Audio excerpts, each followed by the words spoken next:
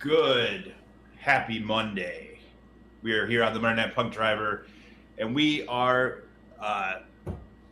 joined today by a very good friend of mine, Baloney Francesca of the Chicago Sports Bums, the Baloney Cub Lot B gang, for all the people there who have seen him at Chicago White Sox games. He is here. He's taken over the channel. He's brought the Baloney Club here, and we're talking all things WrestleMania. Pete, tell us a little bit about the Chicago Sports Bums, a little bit about the Baloney Club, and how you got into wrestling.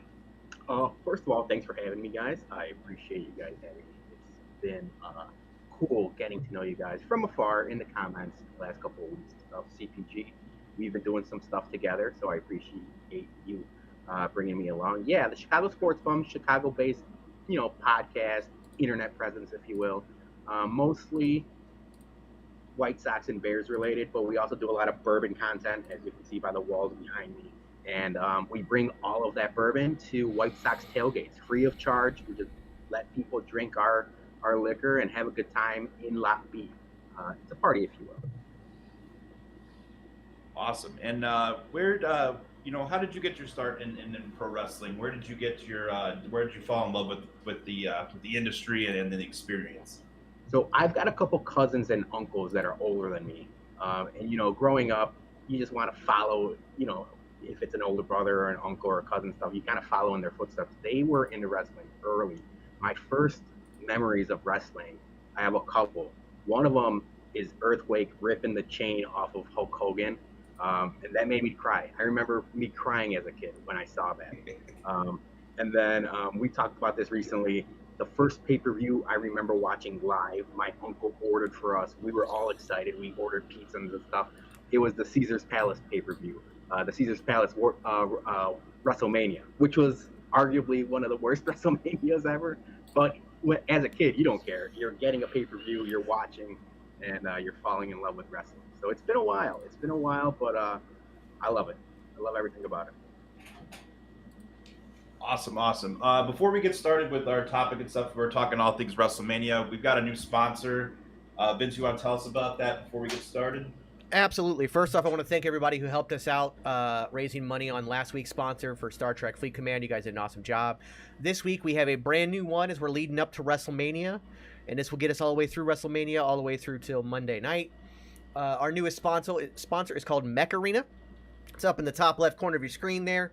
You can click that link. Also, if you hit !Mech, M-E-C-H, in the chat, which I will do right now, !Mech, get you the link. Use that link. Get your mech up to Arena Division 9. But here's what's cool about it. It's a 5v5 battle royale. It's like Fortnite, but with giant mechs, and they're really cool, and they're customizable. You can pick your weapons. It's a lot of fun. On top of that, if you use our link, you get a legendary mech skin, which is pretty badass.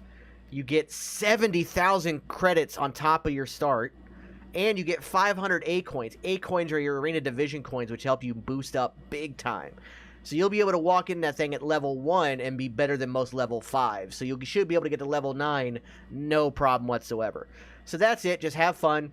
I'll do a stream sometime this week on it. You can play it on PC and mobile. So if you want to play it on PC and decide you're kind of liking it and really want to help us out, want to jump on mobile and do it as well, by all means, go right for it. So Mech Arena, it's available now.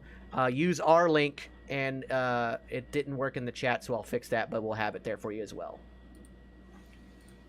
Alrighty, so WrestleMania is this weekend.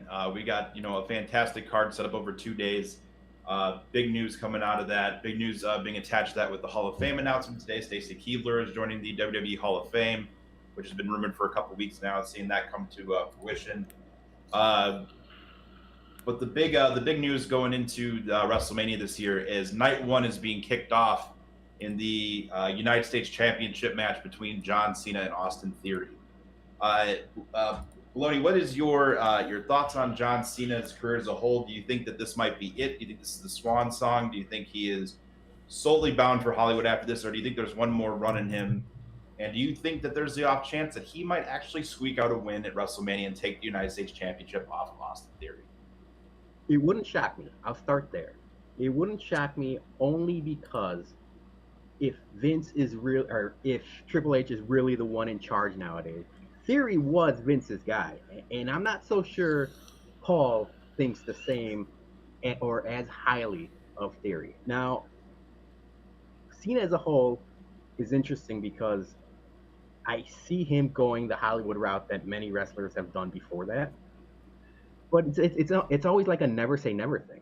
So he could always come back at the drop of a hat. Even now, they could say, yeah, he's leaving, but there's no telling. He could do a 3-month run with that belt easy, carry it to SummerSlam, and then he's gone. So I see a scenario where Cena wins. I do think Theory ends up with the belt, leaves with the belt. I've actually got a point on this. Yes, Theory was a Vince guy because of his looks and his looks alone. He's actually a Triple H guy, going all the way back before he even joined NXT with Evolve. He won the Evolve World title thanks to Triple H putting in good word for him on the card that Evolve had on the network before it went to Peacock. He then went on to NXT to do well, he got put in the way when he was brought back there because Vince tried to make something of him with the whole Seth Rollins Messiah and Disciples gimmick. Mm-hmm. It didn't work, sent him back. Kind of screwed Triple H over a bit because he had already moved on thinking that Theory was gone. So he put him in the way and it worked. When Triple H took over, everybody's like, oh, look, he buried him. He made him lose the Money in the Bank going after the U.S. title. Now, he didn't bury him. He got him out of a bad gimmick for him at his age, reinvented him, and made him a superstar. He's very much a Triple H guy, and I think that the rub what's going to happen here is that he will beat Cena, because the reason they're putting this on first, which is why I find it kind of predictable now, every other title is going to change hands that's being defended. Kevin Owens and Sami Zayn are going to beat the Usos. Asuka should beat Bianca. Rhea should beat Charlotte. Sheamus should win the Intercontinental. Cody should win the Undisputed Universal. Theory is the only one who's going to retain and be a heel retaining. I know Rhea and Asuka are heels, but they're beloved in the crowd. And as a matter of fact, I think Rhea went full babyface last week on her promo, and Charlotte went full heel. So I think they flipped that dynamic. Mm-hmm. So you're going to get the nasty taste out of your mouth right away at the beginning of WrestleMania of Theory beating the one and only John Cena, getting that rub, and then everybody can forget about that because the whole rest of the card is nothing but good vibes and happy times for everybody. And everybody getting what they want. That's why they're putting it on first. Not that they want people to forget about it, but kind of get the taste out of their mouth of that, the heel won. Especially if he might cheat a little bit or something. There might be like a tights pull or jean shorts pull because he doesn't wear tights. But it's I do believe that I don't know if it's his retirement match. It could be. I don't know if it is. I do believe he gives him the rub. And then on Monday night, the Raw after, which is always crazy, to mock John Cena, Austin Theory does an open challenge, and possibly Braun Breaker or somebody comes up and challenges him and wins. Although apparently the current talk is it could be that Melo doesn't win the NXT title, but then comes up on Raw and wins the U.S. title from Theory. See, that'd be a really interesting dynamic to see. It would swerve the audience. We're all expecting Braun Breaker, or we're all expecting Cardona or somebody.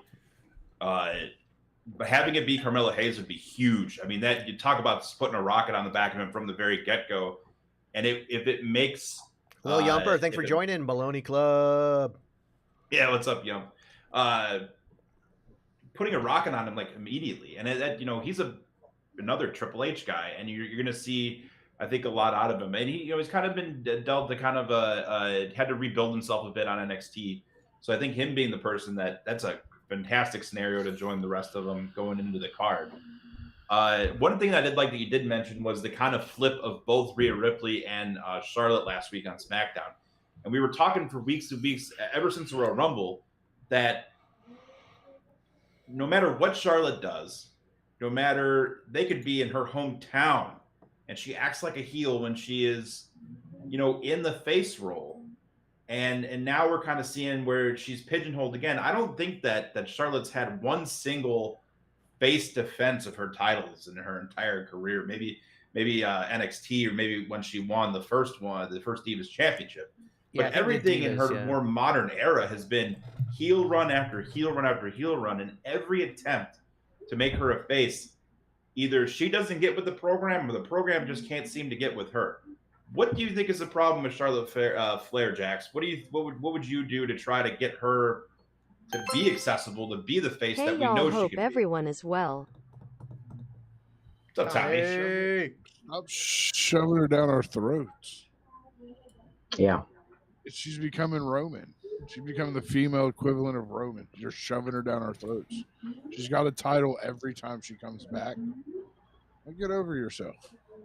If you want, let Charlotte Flair fight for a title. Let her progress and fight for a title. Not just every time give it to her. That's it. That's it right there. Every single time she comes back from some long hiatus, it's in a impromptu title match and she wins. Did I say something Beard agreed with? Yes. Yes. I'm done. Bye. It was good. It was good seeing y'all. I've peaked in life. Bye. I do agree with you guys that I don't even think Ginger Ninja, you mentioned like she's becoming the Roman. She's been there. She is the female Roman Reigns. She's been pushed to the detriment of other people.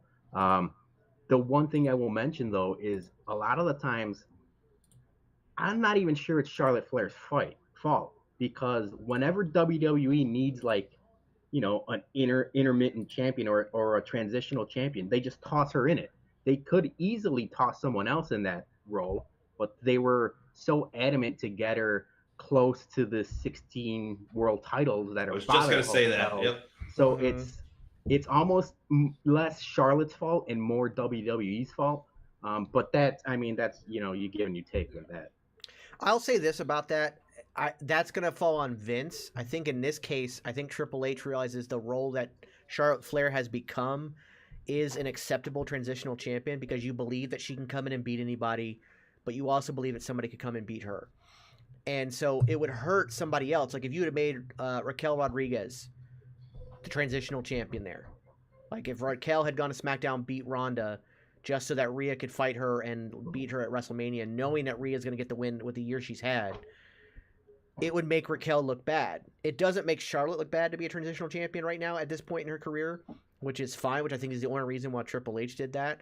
But she has become kind of pigeonholed in it. But I also think that pigeonholing has gotten to her head, because her promos, if you were to just take the words and read them, they could be done as face promos.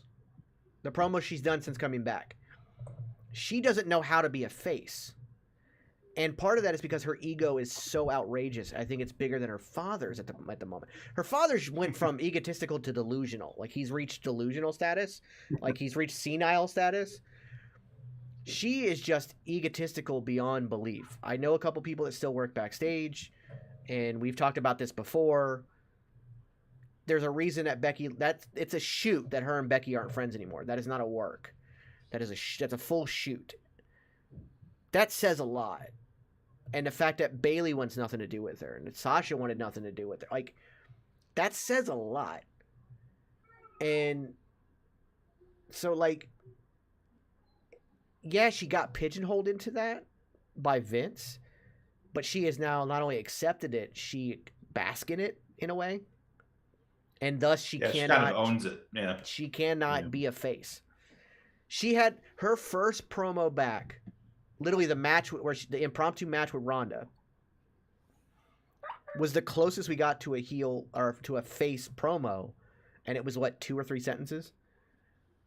The very next one after, the very next night the very next time she's on TV, she cuts a promo and you're just like, you're a heel, man. What are you doing? Would I be able to interrupt and just ask you guys? But at this point, us as the audience, it wouldn't even be believable that she's a face. Like, why even try at this point? There's a certain degree of that. There's a certain degree of, Charlotte's entire career has been defined as a heel.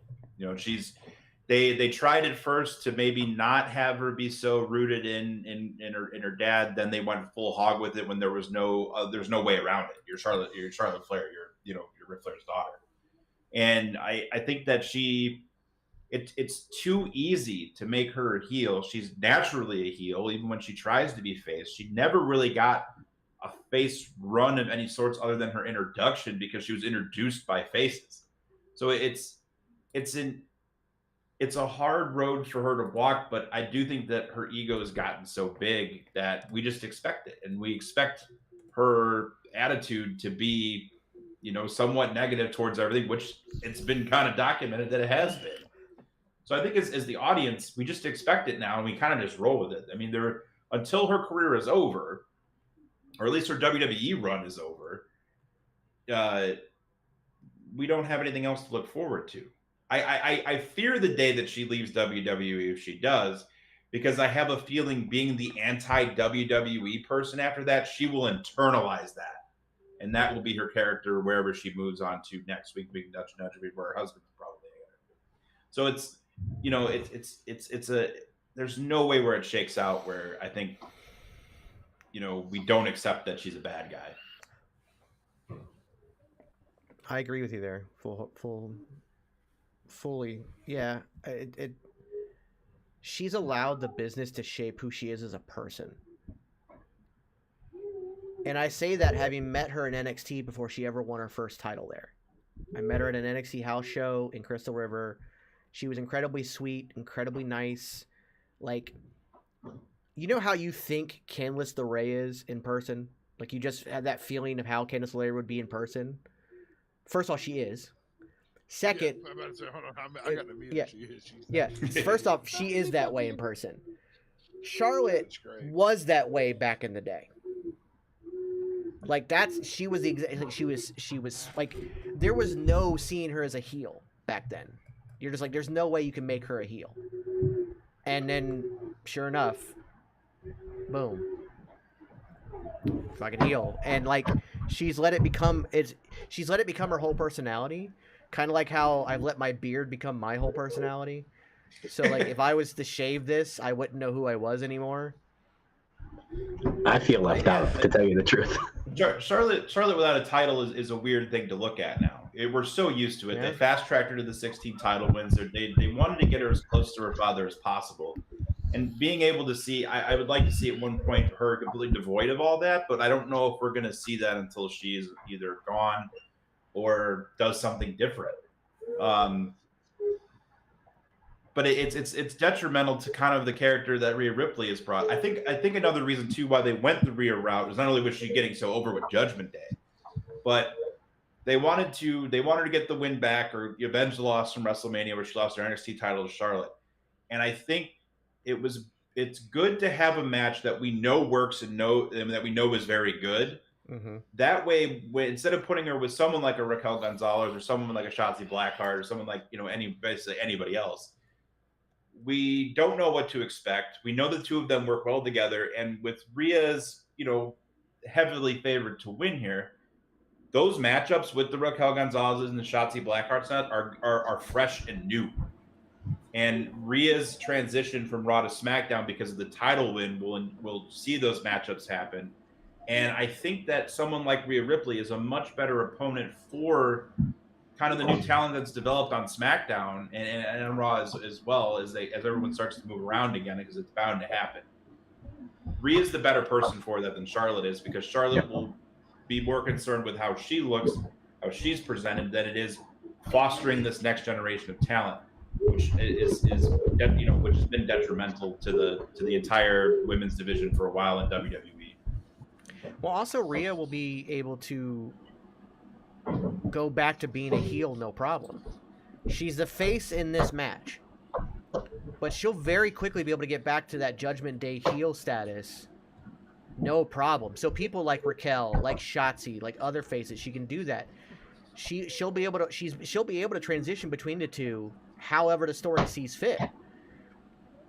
Whereas a Charlotte definitely can't do that. Whereas a Bayley, as good as Bayley is, and I think Bayley has the skills to do it, but the character she has established right now, she can't.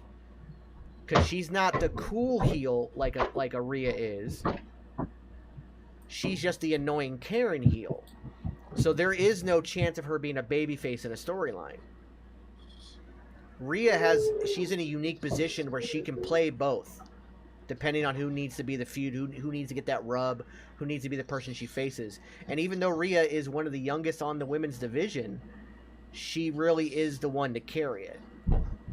She is one of those people to carry it on her shoulders and make everybody else look good, even if they lose to her. She'll be able to make them look good. Whereas Ronda didn't, and Charlotte doesn't. Like, Shotzi against Charlotte, or who was it that faced her last? I forgot who it was, but like they just didn't look good. Even though the match was okay, they just don't look good. Charlotte doesn't make anybody look good anymore. Because like you said, she's more worried about herself than she is about anybody else. Rhea is very good at making other people look good.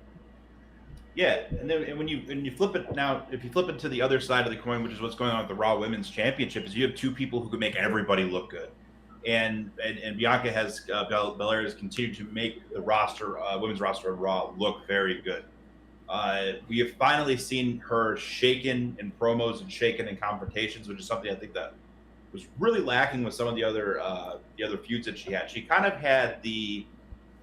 unfortunately had the interactions with some of her opponents, which is reminiscent of when Dolph Ziggler and Dean Ambrose were feuding over the WWE Championship, where all it was, you can't beat me. Yes, I can. No, you won't.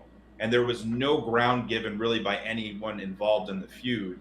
And then you put on a banger of a match and everyone enjoyed it, but there wasn't any sort of character development or progression for Bianca or her opponent. Now you can see a visibly shaken Bianca who doesn't know how to deal with the psychological games of this new to the WWE universe, but this version of Asuka. And I think that getting the title win at WrestleMania for Asuka is huge, something that's well overdue.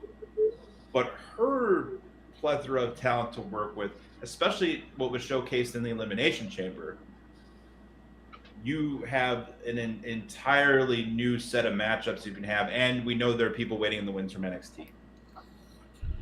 So, what are your thoughts on the Raw Women's Championship picture?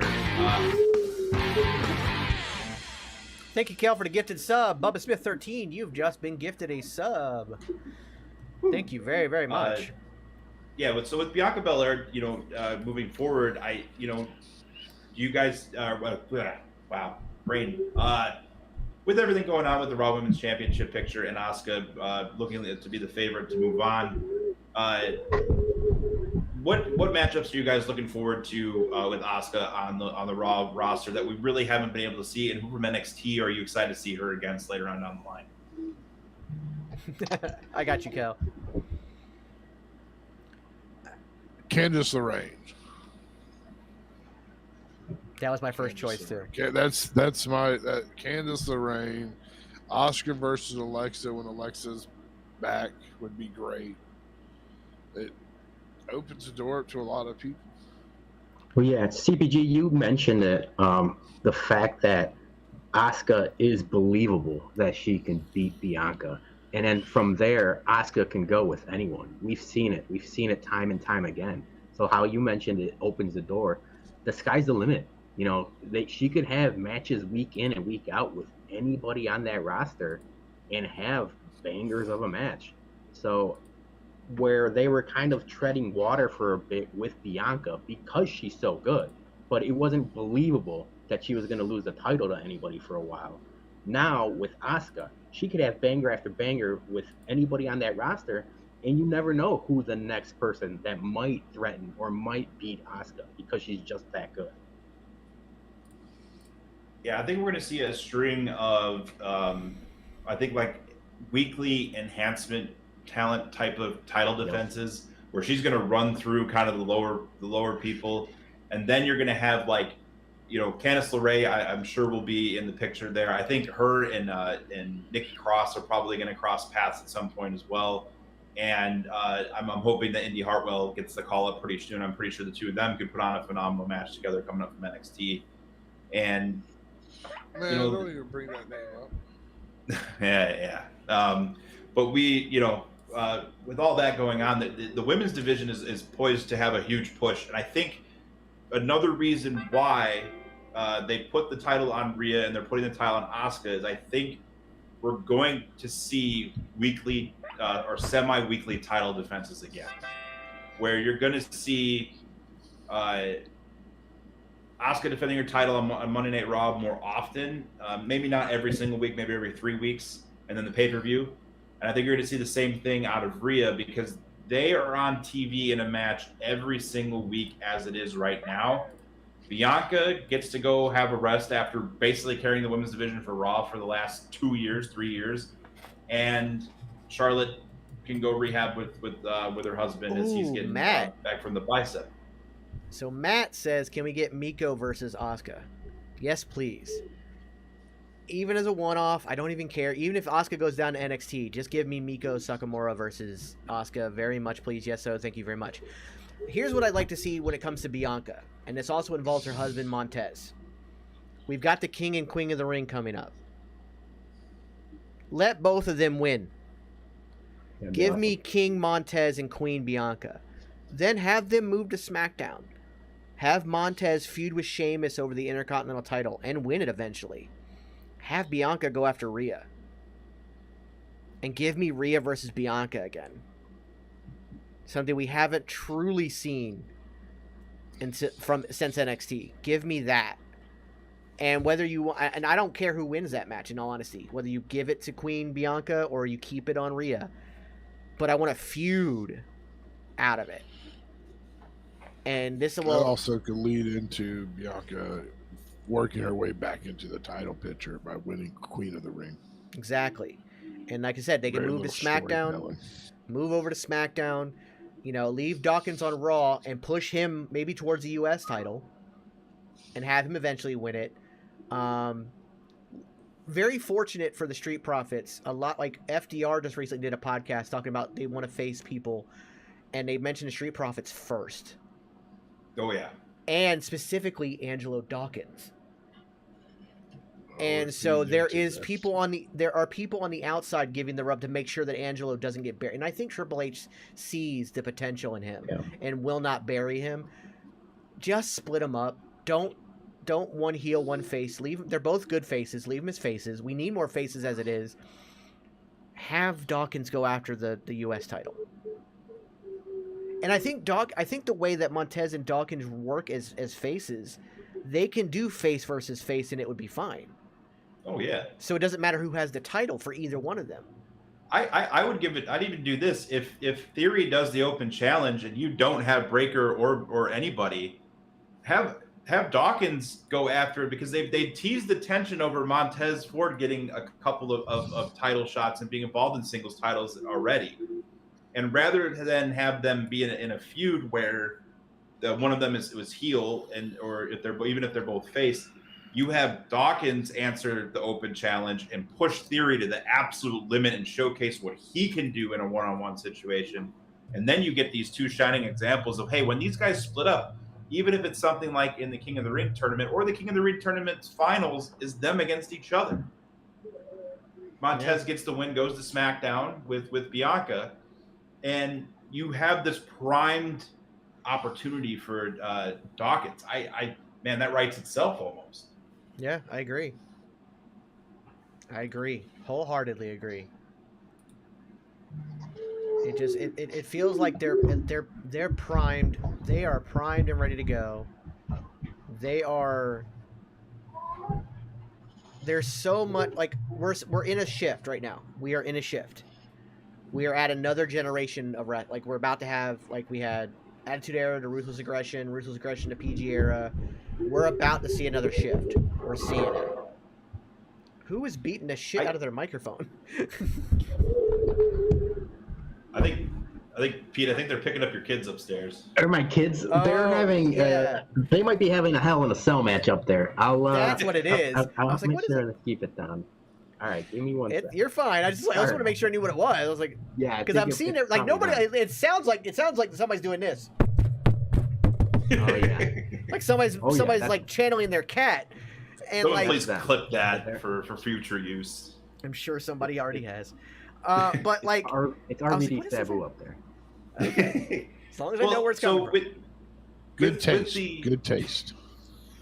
With the ever evolving atmosphere and stuff of WWE, going into another generation is very much on the horizon. We're going to see Triple H he's taken over already, but completely take over the product. We've seen the changes he's made to pay-per-views. WrestleMania's got access on both days, not just one day now. Every single big pay-per-view is having an access type event, it seems like, especially the big four. Money in the Bank's in fucking England. There's so much bigger stuff on the horizon, and you're going to see much more of the NXT people shine on the roster instead of immediately kind of being thrown in and not really know what to do with because they're not handled by the same person. So what brings me to our next talking point about WrestleMania is the one that no one is really talking about because no one knows what the hell is going on, and that is Bray Wyatt and Bobby Lashley. I haven't seen... Yeah. They have a weigh-in... Oh, no, you're Bray and Bobby. Bray and Bobby have got nothing to build this match thus far other than a few cryptic promos from Bray and Bobby beating the shit out of Elias for 3 weeks. What do you think is there a plan here, or is this going to be could this possibly be, other than maybe Brock and Almost, depending on where that goes? You're looking at maybe the two weakest points of WrestleMania this time is two people who are major attractions. I would say three people who are major attractions. I don't think the match is happening. They've got, now granted it's Friday night, but they've got Bobby in the Andre the Giant Memorial Battle Royal, and he's the front and center guy of it. Like, he's the biggest guy on the poster or the image, and that'll be on Friday, true. But the fact that nobody's even mentioned the match when they talk about all the breakdowns and stuff for WrestleMania, I don't think Bray is going to be healthy enough for Mania, and I just don't think it's happening. Which is a shame. So have we been able? Has there been anything? Because I haven't, but maybe you've heard more than I have. Has there been a pinpoint of like where Bray may have gotten hurt, or what might have happened, or is there some sort of other stall kind of that's bringing everything to a grind? I think it's mental health issues. I don't think it's an actual injury. I think it's a mental health thing. Yeah. It's been super weird ever since he came back. It felt like they had an idea of what they were going to do with Bray, and Bray had an idea of what he wanted to do. And then somewhere along the way, the lines crossed, and it just never materialized. And now, like you had mentioned, the injury, I don't think anyone knew where he got hurt. There was like speculation and stuff, but now if you're saying if it's possibly mental health or possibly, him being disenfranchised again, that makes more sense than anything else. Yeah, it's definitely a shame to see that kind of go down that way, because like you said, you could see this vision. They're building something's in shaking it out there, and it's it's tough because the first match back is a gimmick match that was not well received by most. I love Bray, but this return has felt very disjointed. Absolutely, yeah. No, you're right on the money with that. So I something is off here, and hopefully something can be, they can sit down and figure it out. Hopefully, Bray's mental health is good, and of course, everyone here hopes nothing but the best for him.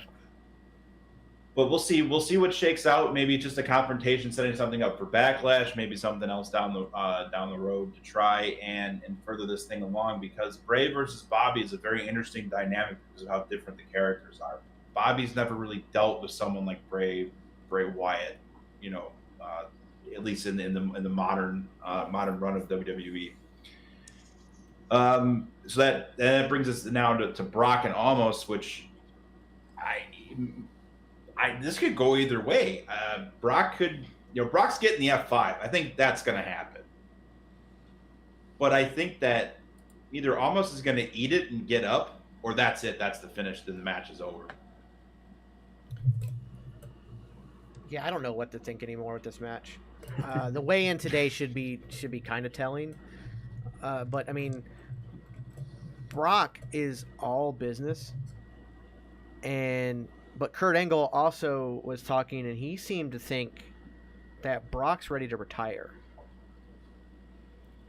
Does Omos seem like the person to retire Brock? No, I don't. I think he understands the business well enough to know that's not a good call. However, I could still see him giving the rub to Omos. At the same time, I could also see him squashing him and getting his WrestleMania moment, and this is like his last WrestleMania moment. So like it's really hard to say. WrestleMania this year feels like truly a juggling. Like you don't know which way it's going to go.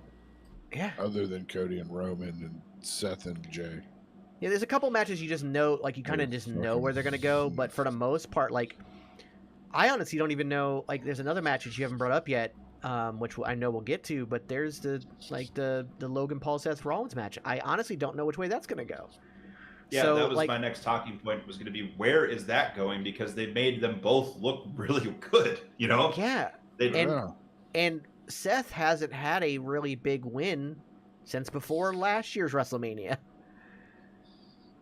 I think having Seth pick up the win at WrestleMania does one and two things. It kind of stops Logan Paul a little bit, right? Because Logan Paul has looked really good against main roster mainstays at this point, right? Even the match against Roman, he was the spot with the cell phone, all that sort of stuff, really, really puts him over, made him look really strong, catapulted him way past the mid card going into that crown jewel match in Saudi. So I think a loss here for Logan Paul does more for him than a win does, because it kind of lets him, okay, now you got to go back to square one. You're getting beaten by finally one of the not a gatekeeper talent, but someone who's a bit higher than that. Yeah, it brings you back to square one, and now you got to grind for whatever your next objective is, whether it's a U.S. title run or it's something else. It kind of grounds Logan Paul, which I think is something that has to happen, given all that he's been given since he got there. Seth is the only one with a win over Roman Reigns during the entire title reign, because he won by DQ at the St. Louis Royal Rumble. That's right, he did. Man, that entrance. Ooh. Yeah, that end. Oh my God, that entrance. CP. That's where Roman's face sold that entrance too. Where CPG and I met was just like, yeah, CPG and I met at St. Louis, the St. Louis Rumble, and when that, I don't remember where you were sitting, but I know even where I was sitting, like when he came out of that crowd, that place erupted. Like everybody went nuts. You could feel the energy in the air. It was crazy. And like I said, he was able to push Roman to a point where he got himself DQ'd. It wasn't a DQ because the ref caught the Usos cheating. He just refused to let go of the hold, even though he had the ropes, and got himself so he'd really pushed him. So he's the only one with any kind of legitimate stake in it. Anonymous Gifter has gifted a sub and a forklift on a forklift wrestling pod. Got that gifted sub. Congrats, guys. Thank you to the anonymous gifter who we don't know who it is. We have no idea who the anonymous gifter is, Tommy. But I bet he's got yeah, cheekies. Kayfabe, guys, kayfabe. Cheekies. but yeah, Thank you, Anonymous. so like Seth getting the win kind of puts him. I gotta take this. Okay. I'll go on the two notes I have on Rollins and Logan Paul is one, we know they're gonna put on a banger. They're gonna have spots that we're not gonna expect. Everyone's gonna stand up and cheer. I guess I The don't. other They thing hung I up. had written down is I'm not so sure Rollins needs to win. He's one of these guys. I've been a huge Rollins guy from the beginning. Every iteration of Rollins I like. And I don't think he needs a win. I think it benefits them even if Logan Paul is a part-time guy because of the clicks and because of the TikTok and because of the things like that to keep hot-shotting him. Because you know he's only there part-time. You know he's going to be in big spots and big events. Whereas Rollins, although I love him, he doesn't need wins to look good. He's just good. He doesn't. But here's the point I was gonna make before I was so rudely interrupted by my phone, and my wonderful ringtone now. Seth Rollins getting the win at Mania gets him back on a winning track on a big moment. And then he's like, hey, look, yes, Cody, you did beat Roman. Yes, you beat me 3 times. I'm the only person who ever had an actual win over Roman during that entire time. And I've gotten myself back on track. And now I'm going to come for you. Because I owe you, and you owe me. So See, I can see that, but they have to bank on people remembering it. It's the same they have to make sure they problem with push it. carrying. It's the same carrying Cross problem. Carrying Cross took out Drew McIntyre before. I've said this a million times. Took out Drew McIntyre, softened him up for Roman before Clash of the Castle.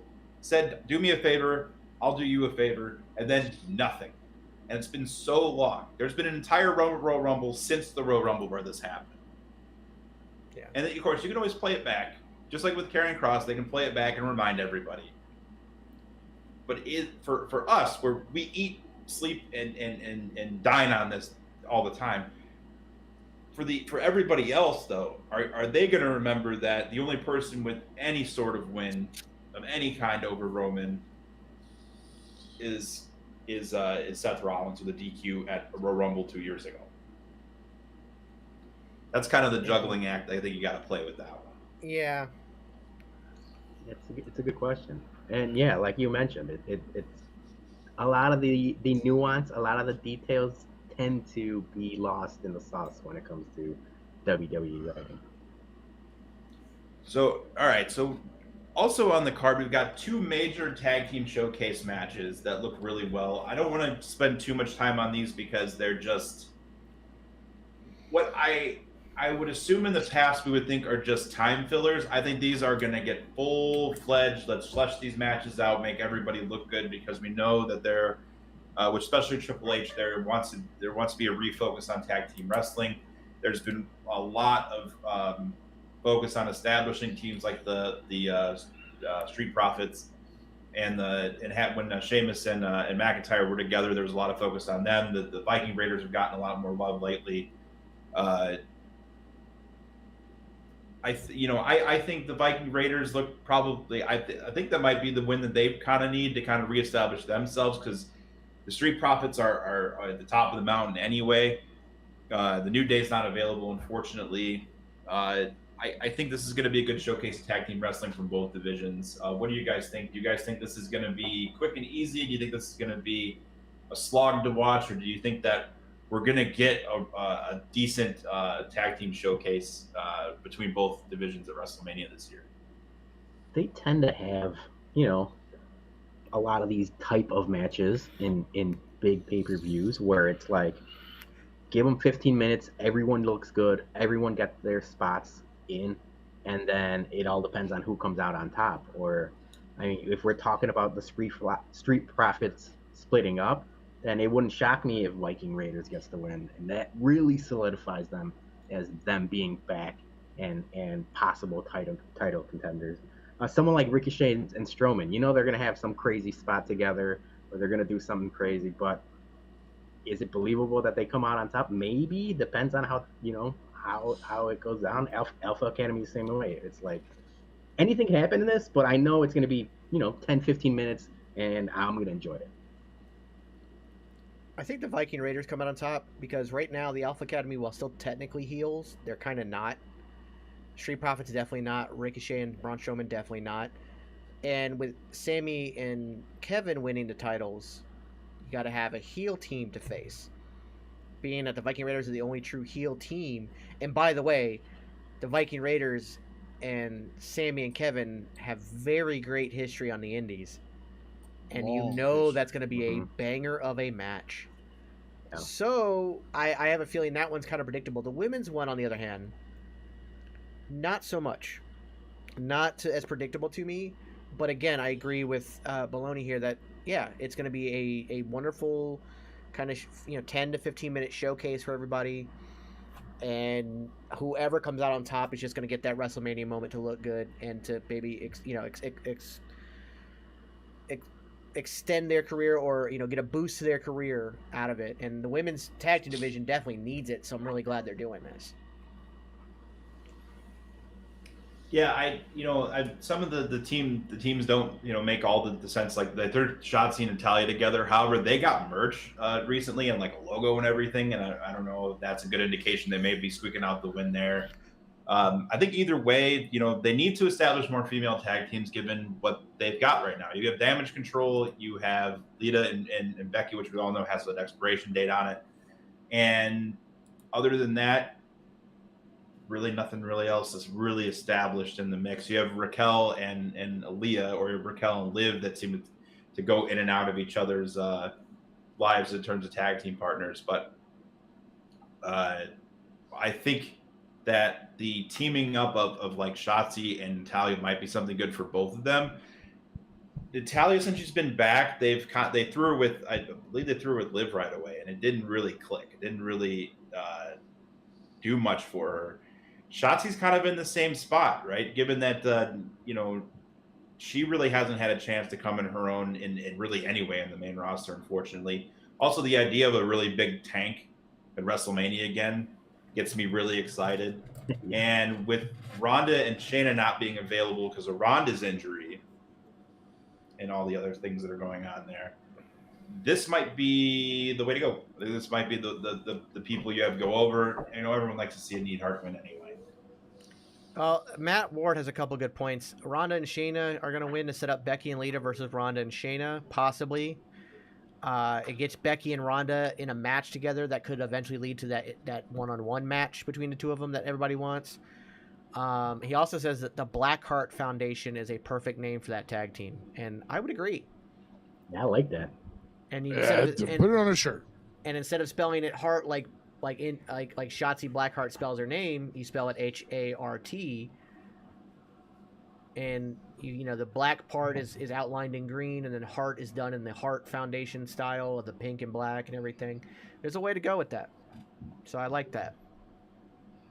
Print those shirts. Yeah, right.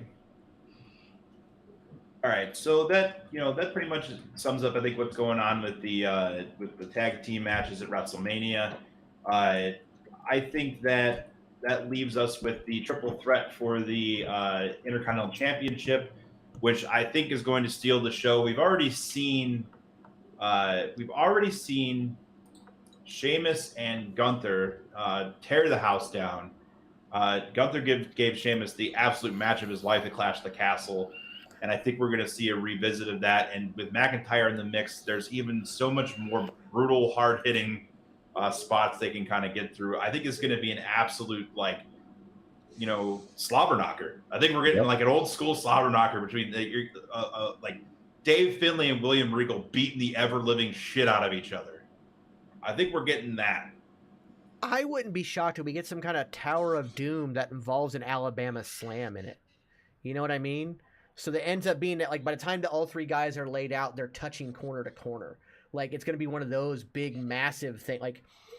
Like Sheamus is powerbombing Drew, who has Gunther up for an Alabama Slam, flipping him out. Like, this ridiculous Tower of Doom spot that is going to come out of it. You just know that they're going to beat. Of course, Sheamus and Drew have known each other forever. They always go in there and beat the crap out of each other. Gunther, that's just how he wrestles. Yeah. So, like, I'm expecting somebody to get busted open hard way on their chest. Like, I have a feeling that somebody's like, not just a hamburger meat look, but actual, like, what I went through on my indie days where my chest started to bleed. Like, I'm expecting blood coming out of a chest from this match. And if I don't get it, I'm walking out. I'm done.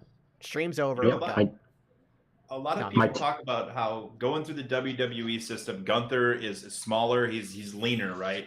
That guy kept all of his power in the transition that he He's made left-handed, body-wise. CPG. And he chops with his right. Oh my god. He chops with his right, and he's left-handed. What the actual fuck? Like, if he was just the indentation in pictures, like, if he was to chop somebody with his left-handed, if he was to chop somebody with his left hand, they'd probably have a chest like Kofi Kingston. Like, concave. It would just be ridiculous. Yeah, my 2 notes for this match is 1, I love Gunther. He's awesome. And the other one is my chest hurts just thinking about this match. It's going to be, like you mentioned, hamburger meat, just bread everywhere. But I'm excited about it. It is, like you mentioned, a slobber knocker. I really don't know. I would like to see Gunther retain. I know people are thinking, I think you mentioned Superbeard Sheamus winning earlier in the show. While a good story for Sheamus, I like Gunther a lot, so I get that and keep him going. I get that, and I would like to see him maybe beat the Honky Tonks record and bring some prestige back to that record, because Honky Tonks record, like, yeah, it was long, but we also remember that like 90% of his defenses never even happened. So, like, while that would be cool, Sheamus is winding down his career. And we all know it. And he would be the first ever Ultimate Grand Slam champion, having won Money to Bank and Royal Rumble and every title. If he wins the IC title, he could have a 6-month to year run after winning the title here at Mania, getting that WrestleMania moment. And then, he can call it quits and do what he wants to do. And so I think that Sheamus... so if Montez doesn't win King of the Ring, I would like to see Gunther win King of the Ring. And then go after Cody. That'd be cool. Because here's the thing, he doesn't need that belt anymore. Gunther doesn't need it anymore. He's established himself. Right. Him having the longest run in history at a Royal Rumble, as well as having that 10-minute banger of a match with Cody at the end of it, has already established a feud there. We could see by SummerSlam or Survivor Series Gunther versus Cody for the title. But you have to get the IC title off of him first. I'm not a proponent. Like, I've heard, like, Dad had talked about, he would like to see it like Ultimate Warrior versus Hogan, where it's IC versus World, who's the best champion. I don't think that works anymore. Yeah. I don't think in this modern era that works, and I don't want to see that. Especially since it was just to hotshot the Warrior, which turned out to be one of the worst things they could have done. Yeah. And the last person that did that was Rollins, I believe, that had both the U.S. and the world title at the same time. Yes. And then he was U.S. champion or world title and tag team champion. So it's we've seen it. It doesn't really hit as hard anymore as it did back then. A guy with 2 belts, Yeah, because remember, it muddies the water more. It muddies the water more than it helps. We had Becky 2 belts, and we had Bayley 2 belts. Mm-hmm. And like with Becky 2 belts, it was 2 championships, so she was defended on both. They weren't united, so she was defending both shows. That was kind of cool. But that was both the world title. It's just the Raw title, SmackDown title. Bayley had the women's tag, and the world title. The tag title kind of got lost in the shuffle. A belt will get lost in the shuffle. Yeah, it's detrimental to the amount of work they put into reestablishing the mid-card belts on both shows. So I'd rather see Gunther move on to the main event picture. All right, just so quick to wrap up because we're running out of a little bit of time before Raw starts. The Unified Tag Team Championship match. Do you guys think our main talking point for this? Because I think we all are in agreement that Kevin and Sammy are going to walk out with these titles. Yes. Are we unifying the titles? Are we finally just are we bringing back tag teams being spread across both shows, or do you think that the titles will eventually be broken up? That's kind of the big question I have coming out of this. Do you have these guys come back together, basically reunify as a tag team, reunify their brotherhood in storyline. Do you just put the tag team titles back together? With the depth that they have, there's enough tag teams to be able to kind of keep one set of belts in rotation again. I have a theory on this. We've already talked about, because jumping ahead to Cody and Roman, that Cody's talked about bringing back the Winged Eagle. This is Triple H's first WrestleMania. The true era of Triple H kicks off Monday after WrestleMania. His probation period's over. Now it's the true era of Triple H. Start that era with a brand new world title design. Some kind of Winged Eagle, evolution. And a tag, let's bring out new belts. Let's show the new era by bringing out a whole new design and giving us a definitive moment of this is the new generation, this is the new era. Moving forward, here's a physical representation of a new era, so that we can go back and have an exact date. Like, these were when the belts were were debuted. This is when Triple H's era officially, truly started. His probation period was over. We had a banger of a WrestleMania, which I'm sure this is going to be, and then boom, new belts. So that's what I want. It makes sense. It makes sense, and I think, CBG, you mentioned it. I think the time's now to unify those belts and just have them run with it on both Raw and SmackDown. I mentioned muddied the waters whenever there's multiple belts and stuff like that. It's just a clean, just a clean way of doing business. It let them run with the titles all summer. Have them fight both Raw and SmackDown and go from there. I do think this might be match of the night. I'm so excited about it. All four men can just go. So I'm super, super excited about it. AJ in chat says, I saw something that's saying that Triple H has approved new title designs. Yes. I've heard some things too. Yeah. It was this morning, right when you mentioned, new belt, I was like, oh, I saw that story where he approved a new heavyweight championship. So rumors are rumors, but take that for what it's worth. Yeah, and that's where I was going with the question about the main event of night 2, which is, of course, Cody Rhodes challenging Roman Reigns for the Undisputed Universal Championship. I think we may get the titles unified, and we go back to one main champion across both shows, or you kind of put yourself in a prime spot again that you let Cody run around with the Undisputed Championship again. And we all know how much Triple H loves the big gold belt. If they have a chance to go back to that design again, I think that they will. I think that if they're going to split main title belts on each show again, I don't think anyone is a particularly huge fan of the Universal title, because I have it on good authority that Glaptar from the Crab Nebula never got his shot at the Universal title when it was held by Bryan Danielson, who was the champion of Earth at the time. Or no, that wasn't that was the WWE Championship. But you know where I'm going with it. I think that the Universal Championship name and everything, I think might end up at the bottom of the same garbage can that Medusa threw her title in WCW, because it's just a bad name. Yeah, I agree. And I don't think anyone ever truly got behind it.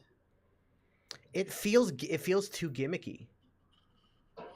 It feels like something you'd create in a video game.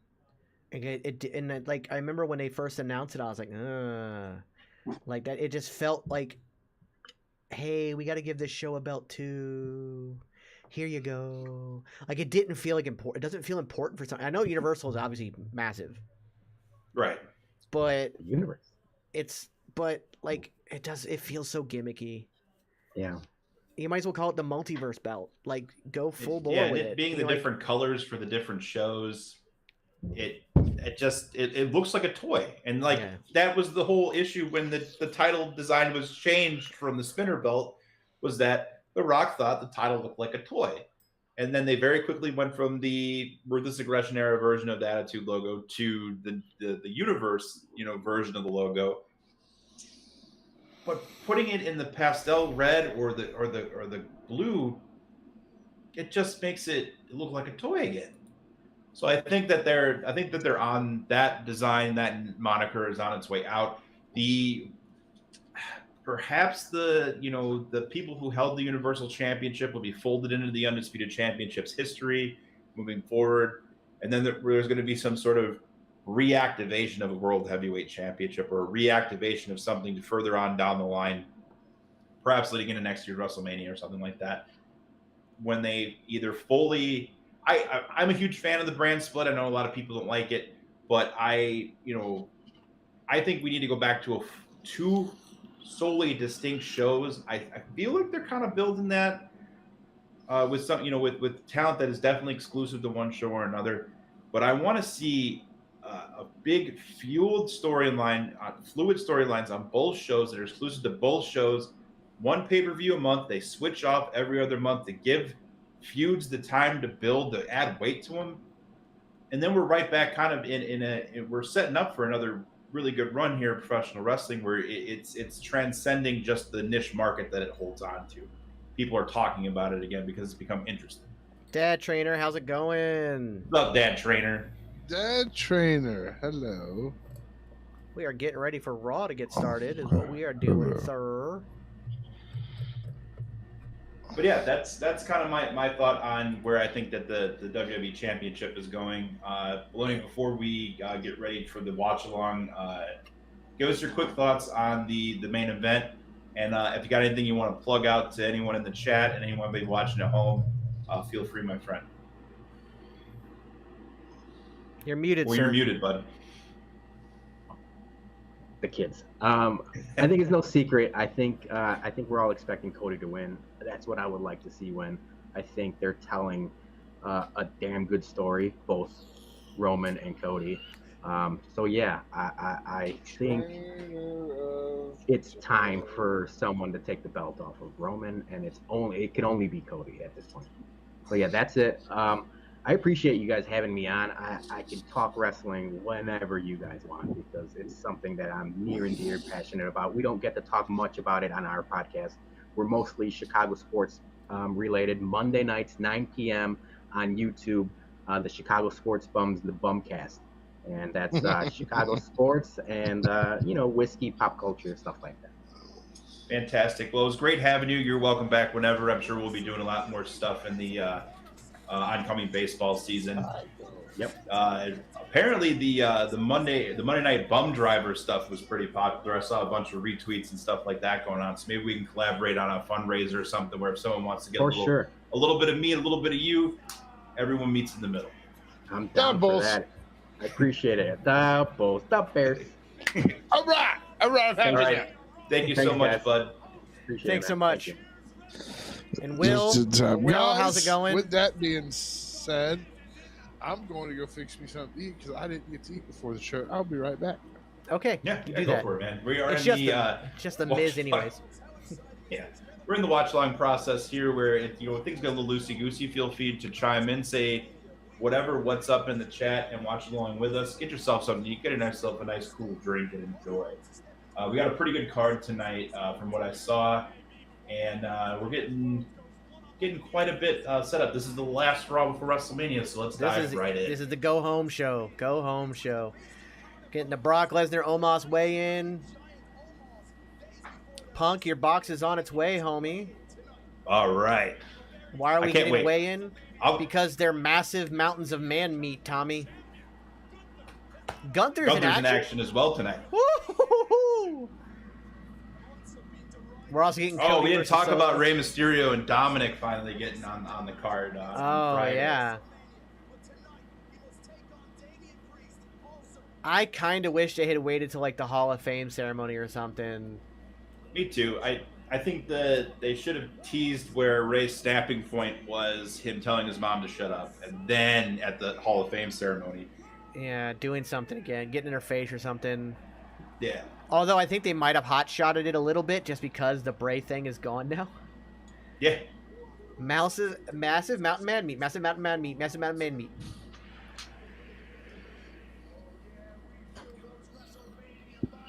Yes, on Tuesday night we will do our predictions, even though we've kind of already done it like every time we've talked about it. But yes, Tuesday night we will do our predictions.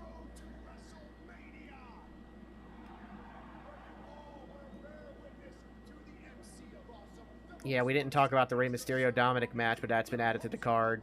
And like I said, like we always knew it was kind of going to be there, but I think that they're kind of like, instead of waiting till last minute to add it, it was more of a, hey, we got to kind of put this on there because the Bray Wyatt thing has fallen through. I kind of just wish they would address that though, in some way. I do too. I really hope that there's at least something, some small interaction that prolongs it to where, you know, it's, okay, we know it's going to happen after WrestleMania now. Yeah, maybe have like some kind of cryptic message where like Bobby comes out saying, you know, obviously Bray Wyatt's ducking me or he's scared of me. You do a kind of cryptic thing on the message thing with Uncle Howdy talking in a distorted voice on the screen, and it's like Bray's recovering, but what's coming back will be far worse for you than you ever expected. Sit tight, Bobby. We're still coming for you. Something.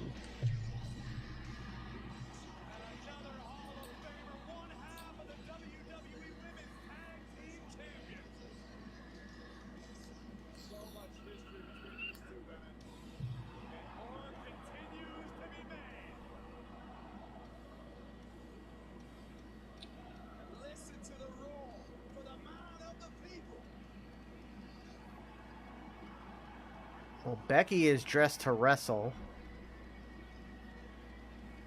So we'll see how that goes. I figured that yeah. You're probably right, Tommy. Probably till Backlash. They'll probably hold until Backlash. They'll do something at Backlash with whoever wins this showcase or something.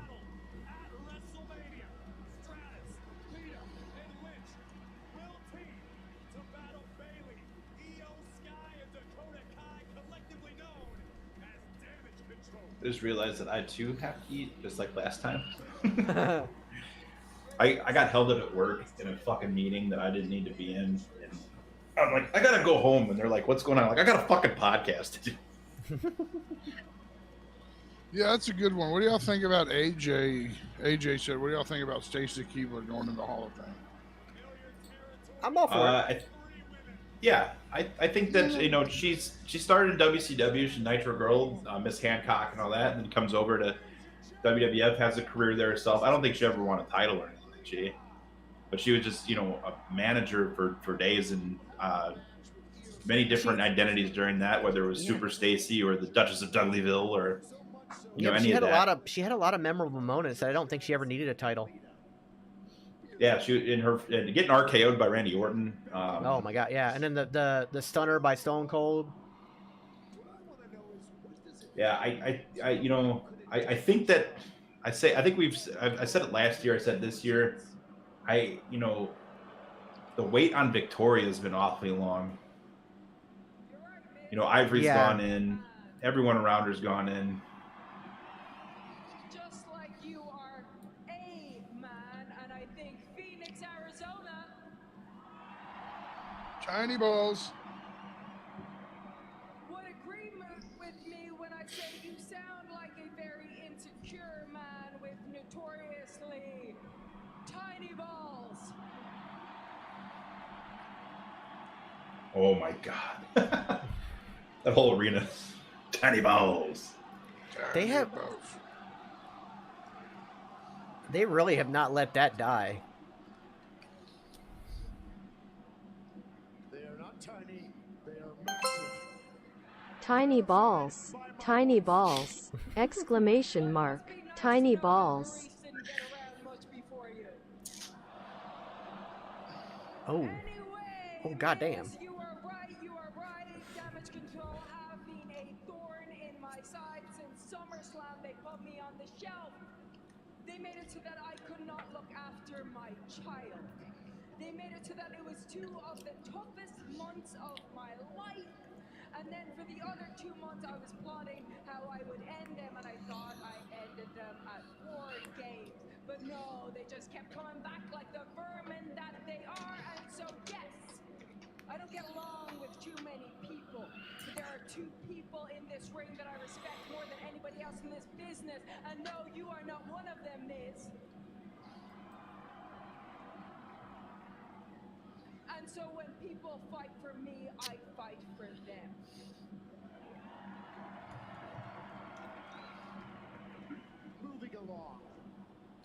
Lita, Trish. Why now? Yeah, give him a cheer. Go ahead. Miz is very good at that. Yeah, he's very good at pushing people's buttons. Why now? Why make your return just to play backup to Becky Lynch?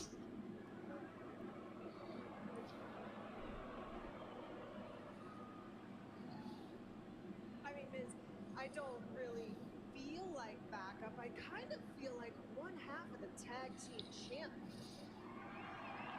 Damage control, homie. But I do know that You're I ahead. felt- You're ahead, Ginger. For once again, I'm ahead. Yeah, I don't know how. I'm so happy. Bailey, Dakota Kai, and Io Sky have hit the scene. Why does Bailey look like she just rolled out of bed? She also looks like she just shut the Miz. The Miz is trying to talk. She's like, not now. Stop. Put the microphone down. Shut up. I have something to say. Yeah, Io's in gear too, so we might get Becky versus Io. Thanks, you idiots. I said I have something to say.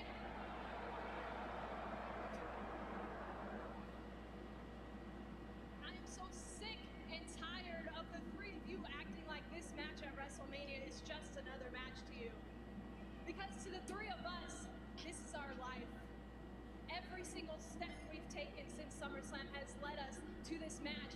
And Trish, Lita, you guys are in this ring acting like you still mean something when you really only meant something about 20 years ago.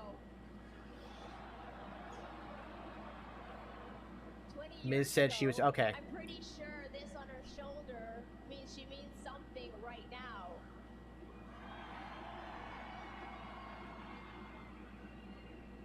You know what? At one point in my life, Someone told Becky to get off. Someone told ultimate dream match for us. Bailey to get out of bed. You got a promo to go cut. I know, like just like she's in her PJs.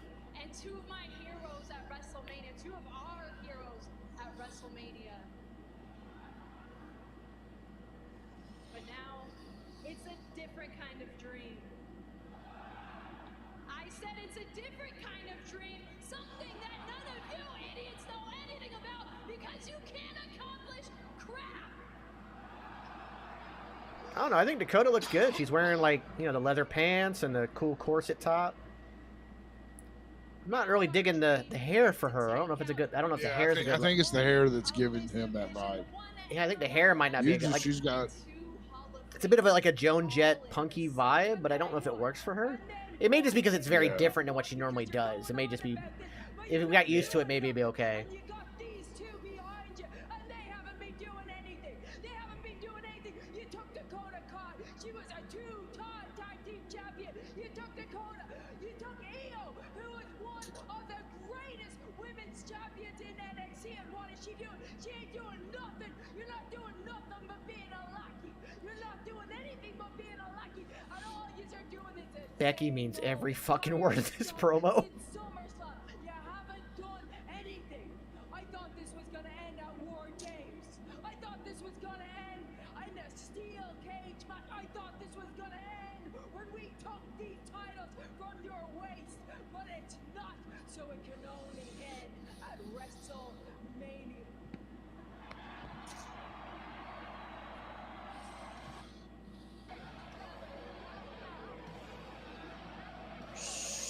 Yeah, you have Becky next. All right. They'll collide with damage control at WrestleMania with Io against Becky next.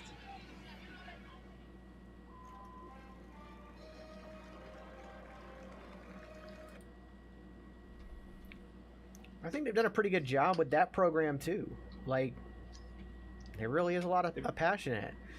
By the way, just a reminder for everybody in chat, we have a brand new sponsor for this week. It's a brand new mobile game, but you can also play it on your PC. It is called Mech Arena.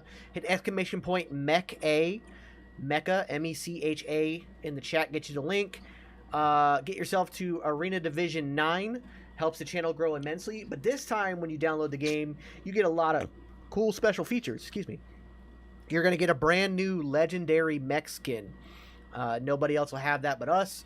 You're going to get 70,000 credits and you're going to get 500 A coins, and those are huge for the game. They help you really advance your character. You're basically going to be able to step up, you know, like really like customize yourself and get yourself so set up that you'll be better than like a level 5 before your first ever match.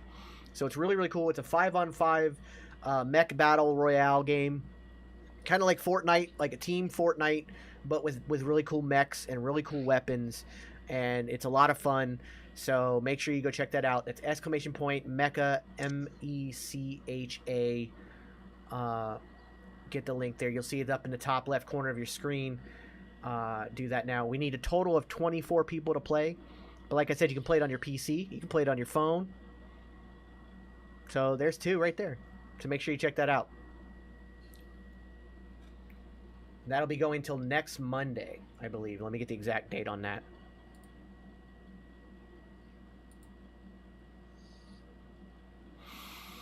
Yeah, by next Monday, 2 p.m. Eastern is when it ends. So basically Sunday night would be the easiest way to call it. So we've got till the end. So Sunday night. I will be doing sometime this week a play-along stream like I did last week for Star Trek. I'll be doing it again for Mech Arena. I'll probably do that maybe Wednesday night like I did last week. I'll do it Wednesday night after Wolfpack. I'll take like a half-hour break, and then I'll set that up. So I have that to do. I'm going to go run real quick. I'll be right back. But yeah, so we have that, so make sure you check that out. Also, while I'm at it, I need to get my copy. I'm going to be also playing this week Resident Evil 4. The remake is out, so I'm going to download that right now. And that I will probably play tomorrow after the podcast. I'll probably do like a nice long stream of that. Hopefully I don't do my normal and end up playing it all the way through and not sleeping. Which is a very good chance. There's a very good chance that that's going to happen. Got a big weekend too between Stand and Deliver and both nights of WrestleMania and Supercard of Honor. Yep.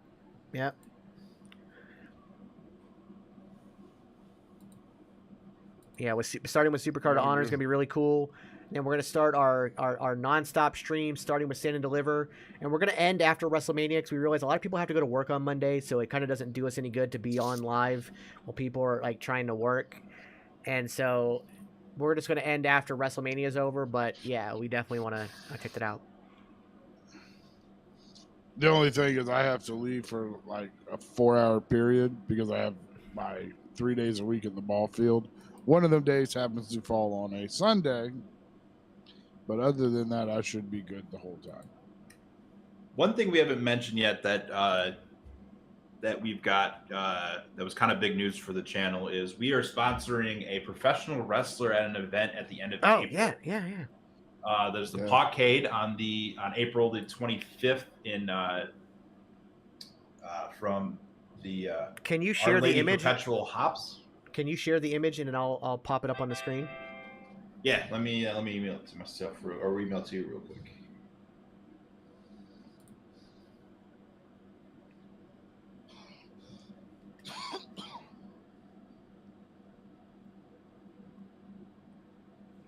Jax, you mentioned smoothies earlier, and now I want a fucking smoothie. I do that to you every time. You do that, you son of a bitch. I'm gonna order one now. See, That's what the- I also that's you also the happen to one. mention you mentioned it when I got fucking paid. It's the one thing I have over you because I have a smoothie maker. Like for Christmas, I got a smoothie maker. Wait, where did you get it? Like, did you get it from Amazon? No, I got one of the bullets.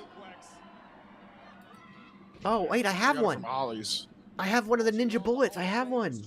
Yeah, Oh, I it's just in buy my, frozen it's in fucking fruit storage and though. juice. Shit. It's in fucking storage. Fuck. All right, I'll order them tonight, and I need to go get that out of storage. Yeah, because then I just buy frozen fruit, and it's real healthy for pops. It's like Yeah. a little snack for them. It's a really good natural sugar. I don't add extra sugar to mine. Yeah. No, we don't. It's just the fruit. And like we use Crystal Light to like for the juice aspect of it. Yeah. Is Becky wrestling with her Because jacket on? Oh no, okay, she's not. I thought she No, was it's wrestling. just the way the gear looks.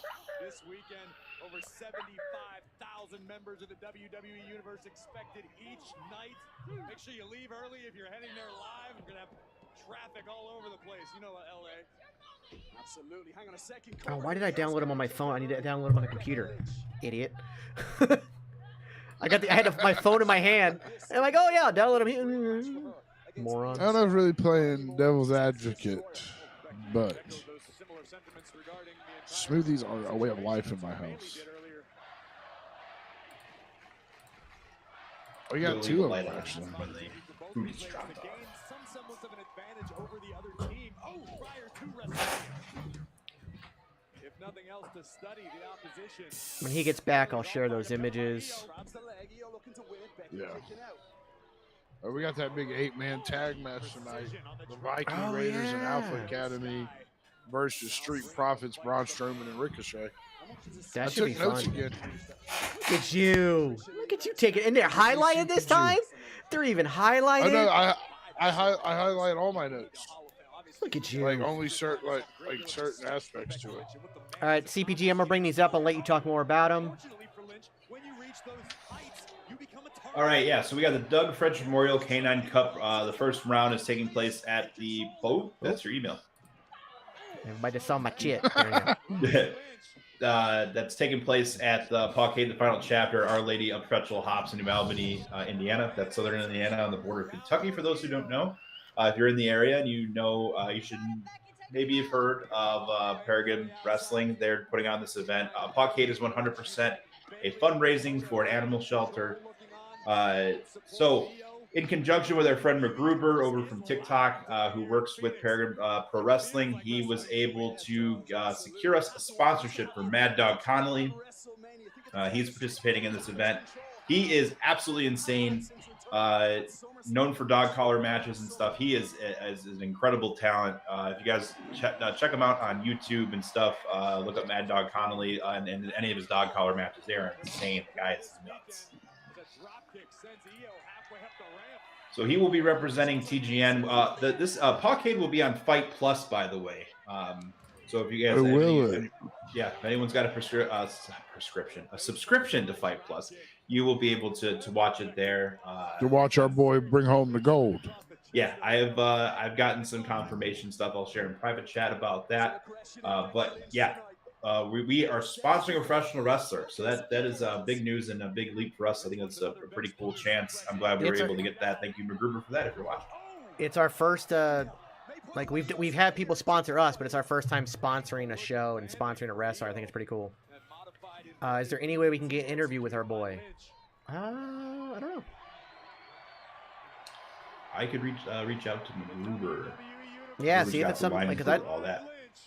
Love to get him on. That'd be cool. Oh. Double stop. Hammer on the ribs of Becky Lynch. Now Io Sky wants to win this. Kick out by Becky. What a match. Lynch is still alive. Is she? This is for the real ones. Do you have any thoughts on the XPW controversy? They're idiots and should not have done any of that. Yep, that's the end of it. that is all. That's the same thoughts I had. And I'm watching my language, but Matt Ward put it the best way. Shut the front door on XPW. Yeah, Rob Black should be ashamed of himself, even the fact he's still around. I don't know how. Just awful. Awful. I don't understand. Like, how far gone from mental sanity you have to be to think it's okay that it's just awful. It's awful all around. I like that. I'll be right back. Bad decision making all around there. How much is Fight Plus? Like $4 a month? I have no idea. I am getting the McGruber is hooking us up for that, so I'll make sure to share that with you guys. Okay. But yeah, check the private chat, Jax. Yeah, I saw it. That's pretty badass. Yeah, I'm definitely want to watch it. Because sponsoring someone and supporting them, man. I want to watch it. I want to make sure. Yeah, and the cool thing about it is if you look up Parkade on Twitter, He Which, followed me on Twitter. Oh, cool. Yeah. If you look up the Podcast information, is they're doing this really cool thing for people in the area who may not be able to afford to go. 100% of the ticket proceeds go to the animal shelters and stuff like that in the area. If you want to, you can go and you can purchase tickets for a family in need that can't go. 100% of the proceeds do go to the animal shelters, which is the great thing about it. And it gives some people their first taste of wrestling, or gives them a fun night out they otherwise wouldn't be able to have. I know I bought a few tickets for that myself. So definitely take advantage of that if you can. If you got it, give it, pay it forward. You know, the universe has a tendency to reward those types of things. You never know what you could get a ticket for someone, and that's the next big thing for them. Also, Mance Warner's on that card too. Woo! Yeah, dude. Wait, what? How did I not see that? He's on the front. How did I not see that? Holy crap. Because we don't pay attention to Mr. Mance Warner. Oh, you know what it we is? pay attention to Mad Dog. That's why. I don't want to call him out, but they spelled his last name wrong on the flyer. That's because he's running. It's different everywhere. And for some reason, that was enough to trigger my head that like it wasn't him. Because that's also not the normal look he uses. Like looking at it again, I'm like, oh, that is him. That's not his normal look. Can't spell, guys. It's okay. There we go. All you did was flip 2 letters. I do that all the time. Ooh. Oh, I didn't spell that. I didn't make that one. That one was made by our near and dear friend. The one that I made was the one with the Slayer graphics. Just remember, folks, Okay. you could be showing the future superstar their first match, so help where you can. Don't forget about our sponsor. Hit exclamation point Mecha, MECHA. Get that link. I'm going to be adding it right now as soon as these phones turn on. Damn, opening up with a Superplex. Hey, that was Jax. Where have you seen that angle opening up a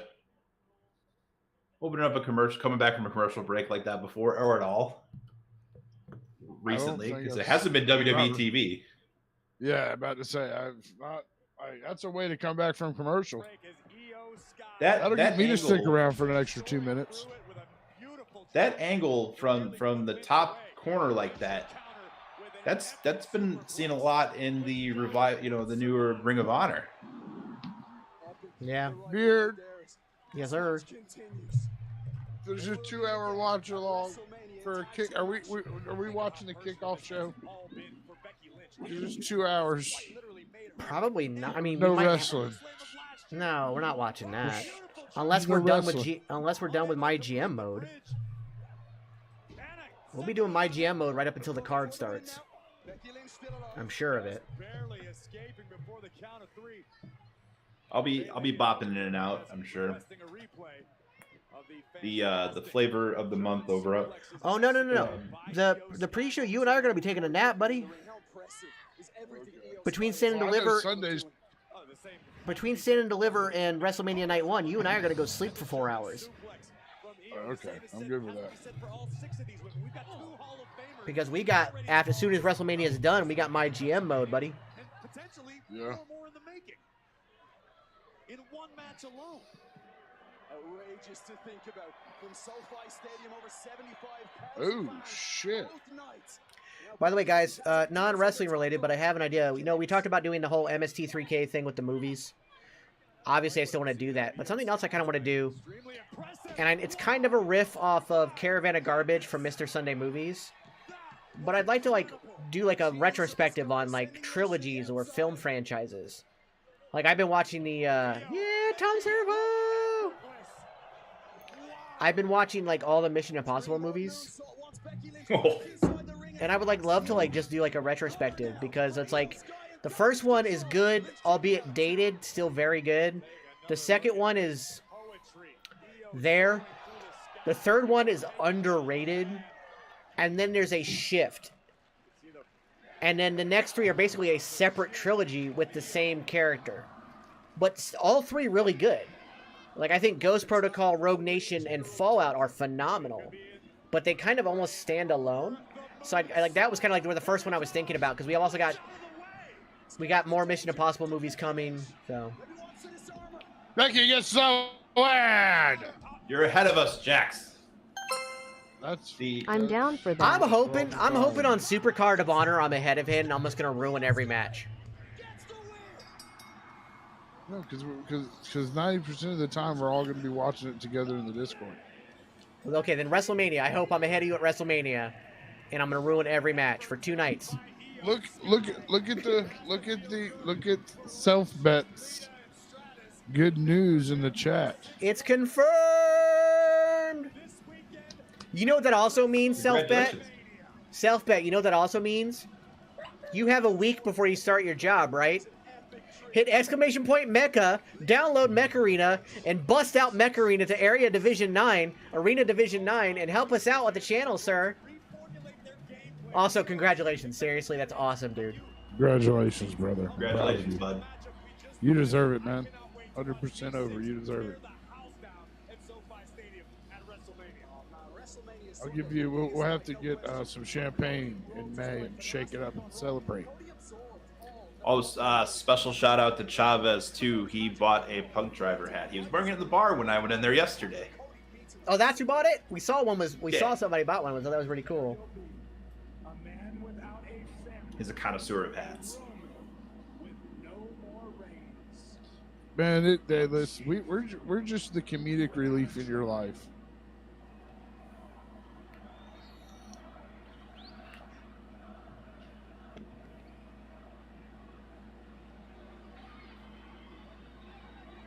You got friends like me that love you, friends like Beard that'll watch movies with you, and then friends like Jax that'll curl up with you, keep you warm overnight, covered in canola oil and peanut butter.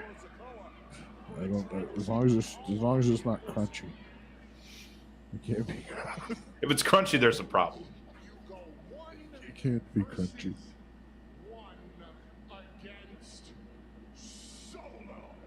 Oh, did you see the TikTok I sent you today, CPG? Downstroke's done Cody's entrance one time at a AEW show. Ah. Maybe they will. Maybe they'll do it again at WrestleMania this year. I think WrestleMania's production would be so much better than AEW's was. They didn't sound too good. And they were all bunched up between the two tunnels where, you know how the center would come up? You got a 5-piece band bunched up right there, so. You know what I thought of today, because of that video, because of course it's like, oh, Cody Rhodes, you know. Do you guys remember when for 1 week he had black hair again? Yeah, I don't like it. Where he, like, instead of coming out in the khaki suit, he comes out in this black and red sexy number. Yeah, like and he's got the black hair. He's and at they a did point, nothing with it. He's at a point where he just can't do that anymore. Like, even going back to his natural color would not work. Like, he is so defined by that blonde hair now. Oh, yeah. He just can't.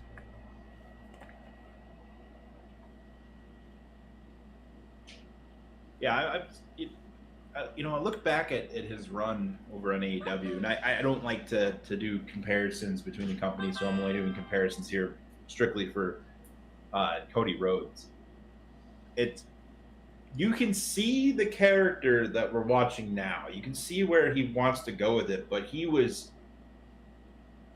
the right gimmick and the right look, I think, for him, but he was in the wrong atmosphere. He was in the wrong company, but wrong atmosphere, wrong arena for him to be pushed properly, for him to like make sense. Because everything's a razor's edge over at AEW when they first started. Yeah. And then you have Cody, who is very much a late '80s, good guy, and then the inevitable decision to not have him ever be able to vie for the title, which I don't know where that ever was going to make sense. But it's cool to see him finally be able to kind of do his thing. And like that WrestleMania entrance last year, man, that was just incredible. And I'm glad that they were able to at least shake hands and letting him take his music and all the graphics and stuff, because they could have easily been huge dicks about that. It's kind of like one of the bright spots of how stuff works over at AEW. Yeah. Yeah, they could have easily just been like, nope. And they've already proven that they have that tendency, like the whole Billy Gunn thing with the DX Yeah. 25th anniversary and other things they've done. So it's very much there. Jax, you think your boy Dragon Lee's walking out as the North American champion? Yeah. I don't. It'd be cool to see it, but it'd also be cool to see Dragon Lee work his way from the bottom to the top. And now we're here. I'm kind of thinking he doesn't. I think Wes Lee actually retains, but it will set Yeah, up a that's what I'm one-on-one, but a one-on-one between the two of them eventually. Like, Yeah, I think you're right. I think Wesley retains because there's gonna be a major. We're getting a new women's champion as far as everything is set to go right now. yeah. And on top of that, if Braun loses, then Wesley losing 2 would kind of sweep the board. You'd be starting brand new after WrestleMania, which isn't necessarily a bad thing. But I don't think Wesley's quite ready for main roster, so it's kind of. Yeah, I agree. I would agree with that. I agree. He's still like I think he's coming into his own right now.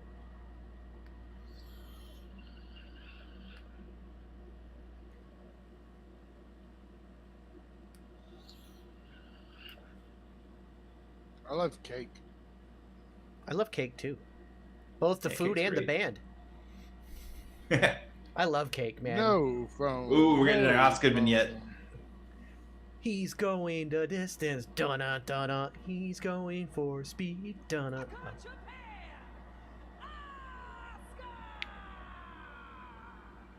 Prior to, I had knowledge of what she was known for in Japan, the dominant force she was. But once Asuka arrived in NXT, Asuka was a game changer. I remember watching her thinking, this woman is scary.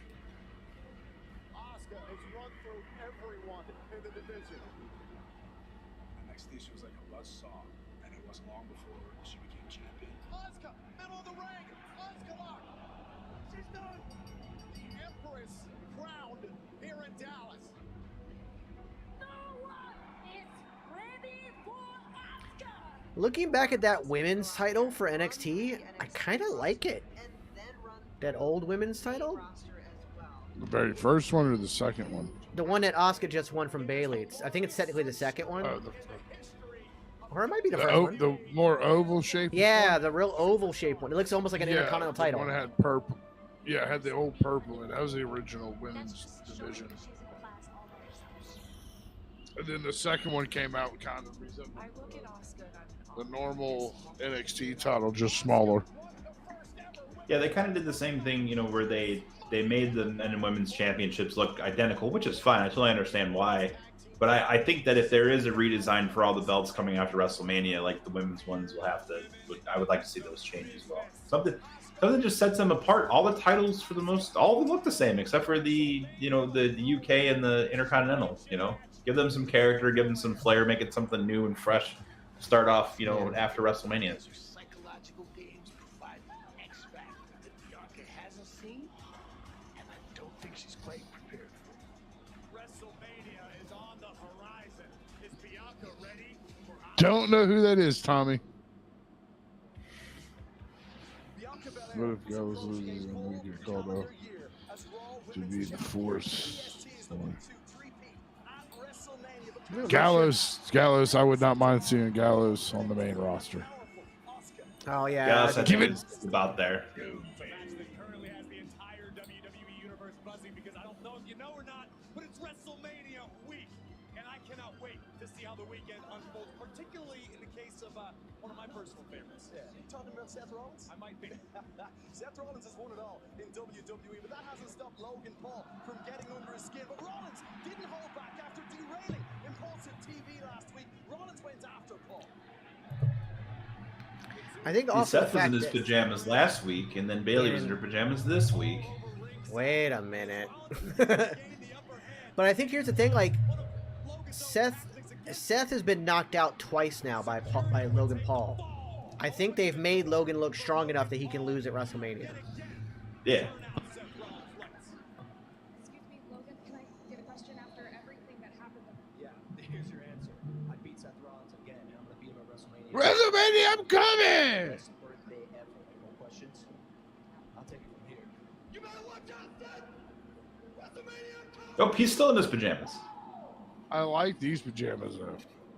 I'm waiting to get in a word with Seth freaking Rollins. Oh, Seth? He found the top for the Fiend's pants. And then bedazzled. Well, Yeah. Paul has sucker punched you and knocked you out not once, but twice in recent weeks. Do you have anything left to say to him ahead of your match one-on-one this weekend at WrestleMania? Oh, my food has arrived. I will be right back. Okay. To the He's right. not gonna say anything. Seth, I just want to help you see the more positive side to Logan Paul knocking you out twice. Listen, Logan and his crew had no idea who you even were before the war. And now, Logan and his millions of fans, they can't wait to see if he's gonna land another one of those punches. Honestly, should be more grateful. Yeah, I'm not a fan of the Ali where they're doing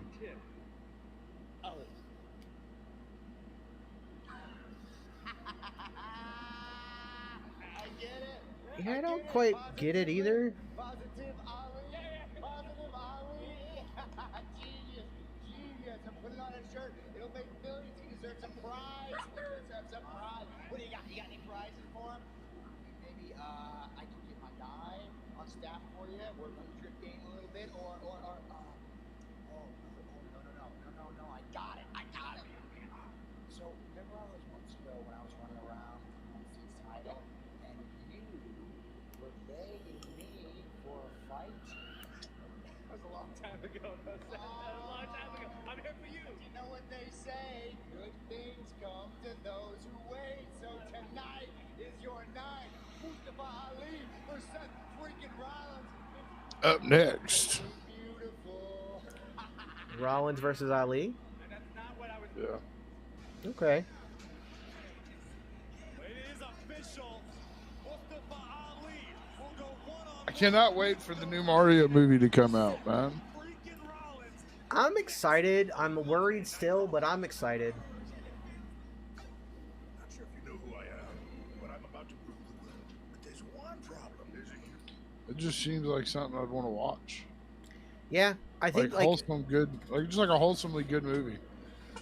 the company behind this, they've done like it's Illumination, so that's like Despicable Me and the Minions and stuff. They obviously do really good work. Yeah. The voices do throw me off a bit, but I'm still gonna watch it. And this like that character right here, like this scene with the little guy floating around, like I've seen the extended version of that scene. Like they've shown just that scene. That little star creature, I forgot what they're called, but he's like psychotic. It's weird, and it's like really funny. It's really funny, but also it's a little scary. But just like Despicable Me and Shrek and a lot of animated movies of the last few, like the decade or so, they have their kind of adult innuendo behind it to keep everybody laughing and not just the kids. You know what I mean? Like the Lego Movie.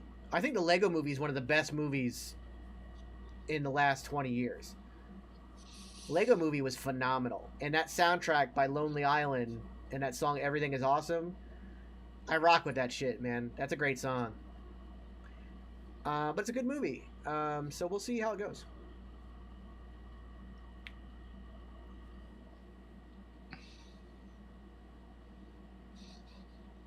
Brian Cage is teasing a match with Lashley on Twitter.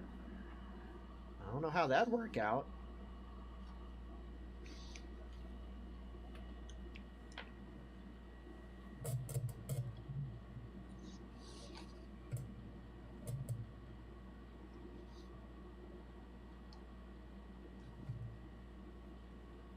Do do do do do do do. Oh no. Ooh, excuse me. I would like my smoothies, please. Get here, please. I want my smoothie.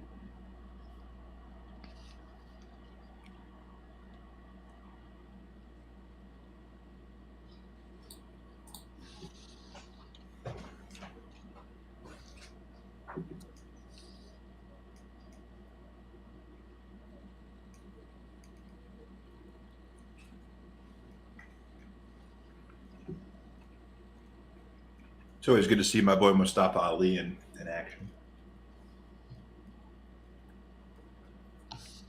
He was probably going to get the floor wiped with, or Seth Rollins going to wipe the floor with him. It'll probably be a squash match, unfortunately.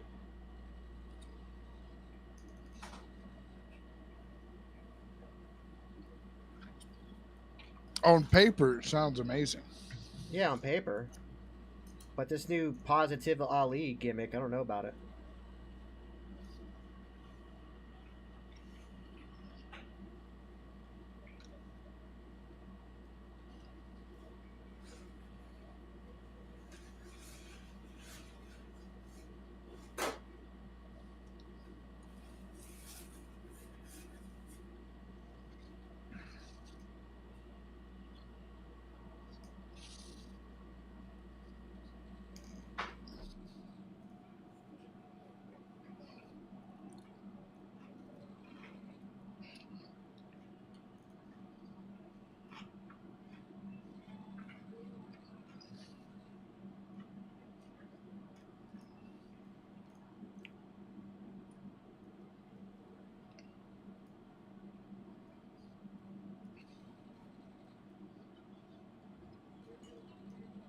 So what'd you get, CPG?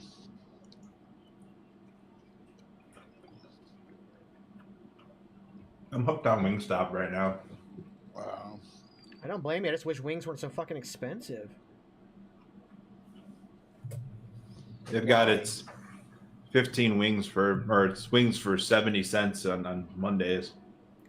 I remember when it used to be a deal to get wings for like 10 cents or 25 cents, and that 70 cents was regular price. Yeah. I remember when 50 cents was regular price, and you would get half price wings for your quarter. The place I used to get my wings at, there's a place around here that they make some of the best wings I've ever had in my life, and I've had it from all over. So there's this bar. It's a little mom and pop bar on the water in Crystal River. It's right on the water, right in the Gulf of Mexico. They make the best, like, and they're massive. They're almost like drumsticks, like they're like that big, like they're massive. And they're really tasty. They have really good flavors. They do a half deep fry, half bake style. Ooh. So they're super moist but nice and crispy. But they used to be 20 wings for 20. It was like after tax, it was like 22 something. It's now $45 for 20 wings. Oh man. And I'm like, Jesus. He said his contract is up after Supercard of Honor, apparently. So Brian Cage has been teasing a match with Lashley.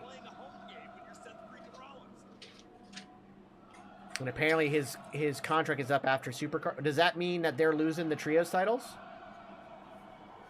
They're going against Dalton Castle and the boys again, right? I think so. Going up against AR Fox, Matt Elite. Oh, that's right. That's right. Yeah, it's yeah. Yes,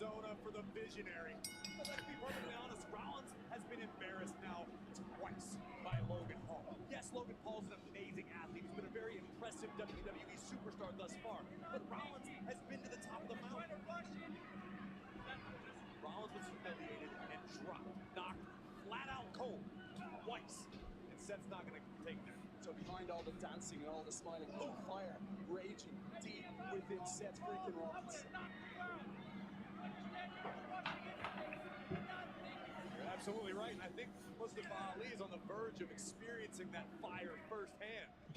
But what an opportunity this is for Ali. If Mustafa Ali can knock off Seth Rollins this close to WrestleMania, who knows what it could mean. Oh, I'll be right back. Smoothie time. Maybe one of those wristbands like the yellow ones that everyone used to wear. I think Seth freaking Rollins is pretty positive. He wants to get more hands all over Mustafa Ali. Could Logan Paul be underestimating the power and the experience of Seth freaking Rollins. Yes, and I say that without hesitation because again, this is Logan Paul. The same Update on that new show. Tessa Blanchard open challenge answered by wrestler named Ember Nova. Ember Nova? Rollins looks at Logan Paul and Seth has called him on multiple occasions What show is letting Tessa Blanchard on? Local promotion, a new local promotion starting up here in Jacksonville. Ali right for the taking. Tough to be positive when you're trapped in the tree of woe.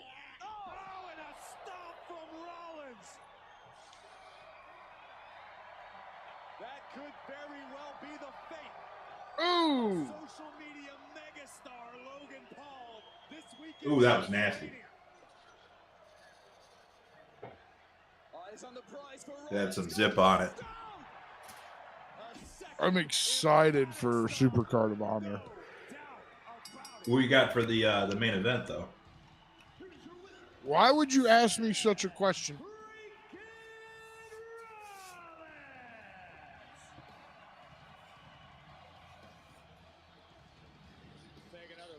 I want to see Kingston do it. I want to see him pull it off.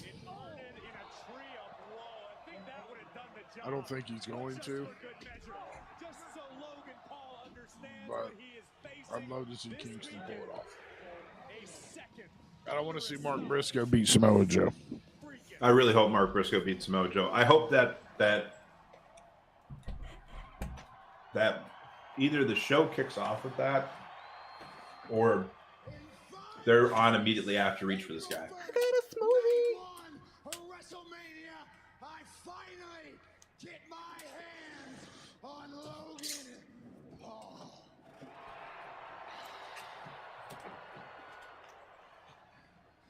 Logan Paul, he's got a history of making a joke out of himself. Let me level with you. If I can't beat Logan Paul at WrestleMania, he's not the joke. I am.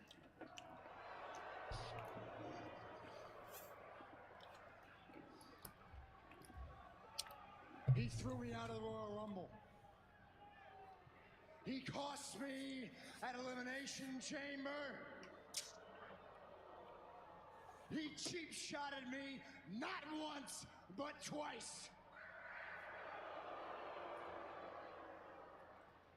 And in 5 days, it all comes back around. Little Birdie told me April 1st just happens to be Logan. No, see, I don't want Brian. I don't want him to. I don't want. As much as I would love to see Bryan Danielson back in a Ring of Honor ring, I don't think it's going to happen. Unless it's like a special. I don't either. A special occasion. I'm going to say this by sounding, and I don't know how it's going to sound. Danielson's career has outgrown Ring of Honor. Yeah, he deserves to be on the main on getting a main roster title. No offense to Ring of Honor. Yeah. I think it always be, and y'all know how much I love me some Ring of Honor. I think it'd be a downgrade for Danielson as a performer to feud for the Ring of Honor title. That takes him off major television, like I think he should always be on.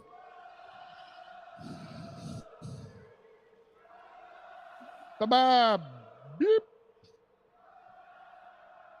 Logan Paul, I'll see you at WrestleMania.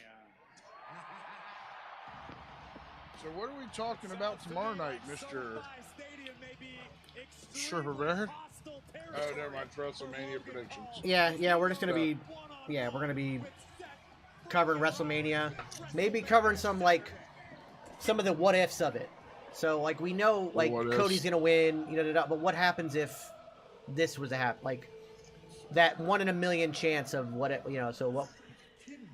Bruce challenged me this match. I'm trying to get out of this slump I'm in, and I could have done that too. And then there's WrestleMania. I don't even have a WrestleMania match, and it's embarrassing because I'm flying all over the country. I'm doing signings. I'm doing media. I'm doing meet and greets all about WrestleMania. I appreciate that. Yeah, you do. I used to run the show just like you. You gotta give me a break, man. Actually, speaking of breaks, I'm gonna need a moment to break my foot off in Adam Pearce's behind. Really classy. Look, you and Boost can fight it out on Friday night under the Giant Battle Royal, okay? Excuse me, just for a second. Thank you. Thank you. I'm gonna need to know ASAP why I'm not in the WrestleMania Women's Showcase Fatal 4-Way Tag Team match. Chelsea, you don't even have a tag team partner. I'm told Piper Niven doesn't want anything to do with me, but listen, I've been looking at the No, roster. no. Do not mansplain your incompetence to me, Adam. I don't have time for that. I could not have said that better myself. No, please don't put the two of them together. I like, when they first showed up, I thought that was the best tag team to have, because they're both, you know, excuse me, manager Karens right now. I'm also glad to see her back on TV, that they got that taken care of, that whole issue she had. And it struck me. You two. Yeah, you two. Why not? Call yourselves, I don't know, the complaint department. Call yourselves Misery Hubs Company. Call yourselves whatever you want. But if you want to earn your way into WrestleMania, you can do it tonight. Like it's Chan and Candice LeRae.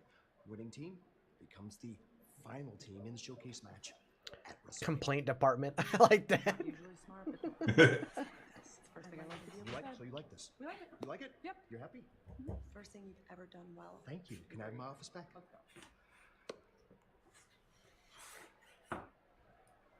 Seriously?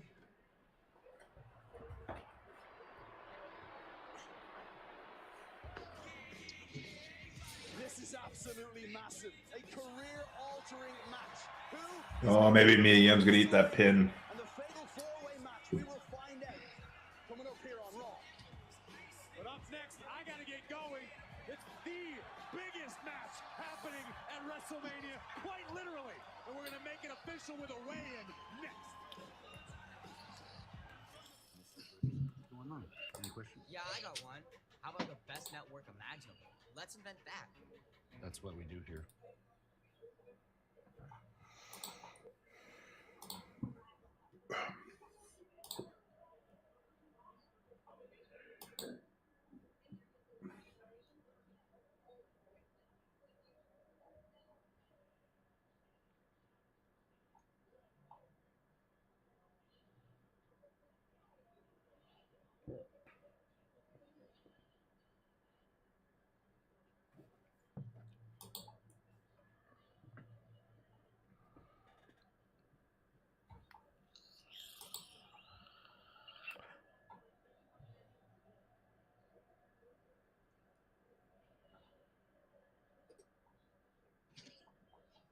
Oh my god. The fans of the fans of Omos are being called Homo sapiens. Saw that somewhere online. Okay. Interesting take. What's yeah. up? The fans of Omos are becoming Homo sapiens.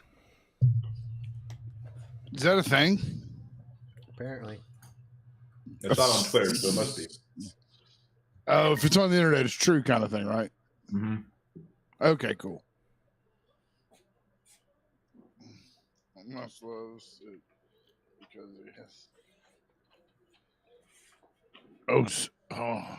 I'm not even going to attempt to say it because I'll say the wrong word.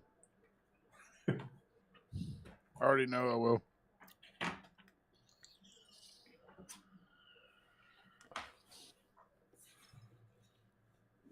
The Tessa Blanchard's Open Challenge has been announced.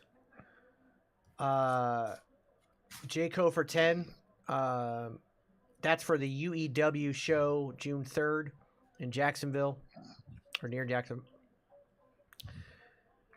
It's in Jacksonville. Yeah.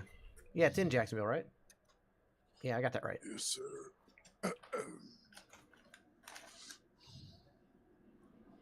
Gotta rep my home city. So who's didn't somebody else mention it earlier that it might have been? I think Tommy mentioned it earlier up in the chat. Amber Nova. Not I've sure who personally she is. never heard of her, but I'm gonna attempt to be at this event, so I'll be kind of cool seeing her. Yeah. Dude. Ever since Billy Starks struck Yeah. me, I've been watching. You can ask Beard, the CPG. I was sitting here one day before the show. We're watching Ring of Honor. Almost missed going live watching a Billy Starks match because she just something about her caught us. She's And ever got since it. then, I've been going back watching all these up and coming talents. Billy Starks has it. She had the match against, was it her against Trish Adora on Ring of Honor? Was it? Yeah. For that UEW show, Kofor, I would say that I'm partial to see my boy Eddie Torres going against the Icon. I'm a little partial on that one. I also think that the CCW championship card, the showcase, could be really, really good. I'm excited. I'm gonna be honest with you. I'm excited about seeing Khan and Tim. Just boo Tessa Blanchard for me when you go. I've watched her wrestling matches back in Impact, but that's one wrestler I've never seen live. Is Tessa Blanchard.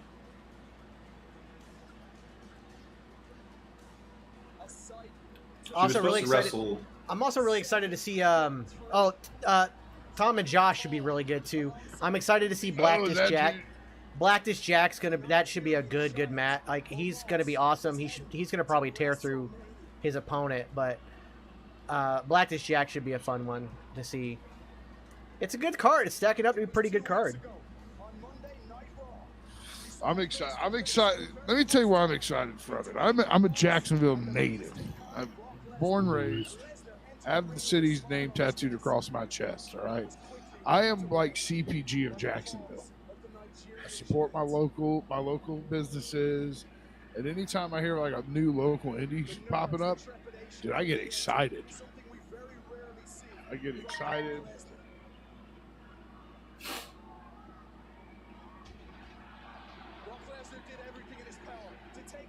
Oh, that's not the only sweet. So there's going to be more UEW shows. And that's the thing. I love going to that stuff. I'd much rather go to an indie show than go to a big event. Beard knows that much.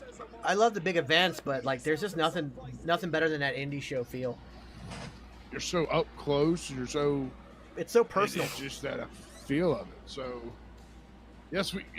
Oh, I've been waiting for this one, Beard. What? Look at the chat, sir. Look at the chat. And go for it. One.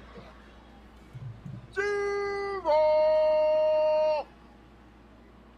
It doesn't matter where you're from in this state. It doesn't matter where from this country. You know what Duval stands for. Robert. Shut your mouth. Shut your mouth. I've been born, raised, traveling. And this is one final opportunity for all of you and for you, Brock Lesnar, to see the. I actually have absolutely no idea what Duval is. It's the Duval county that the Jacksonville Jaguars are in. Oh, that year the Jaguars were on the good thing. It picked up real heavy, and you can't do an event in. I swear to you, CPG, you have to come to an event in Jacksonville. If it's from a wrestling event to a baseball to a flipping hockey game, you will get a Duval rap. Well, that's cool.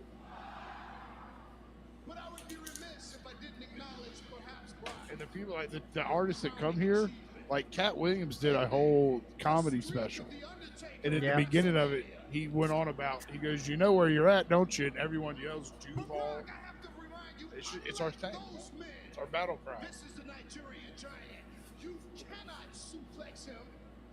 I recently just moved out to Middleburg, but I'm a West Side boy of Jacksonville. Went to Frank H. Peterson. I'm a West Side guy. All right, let's see how much Omos weighs. He's going to weigh 10 times. 712 pounds.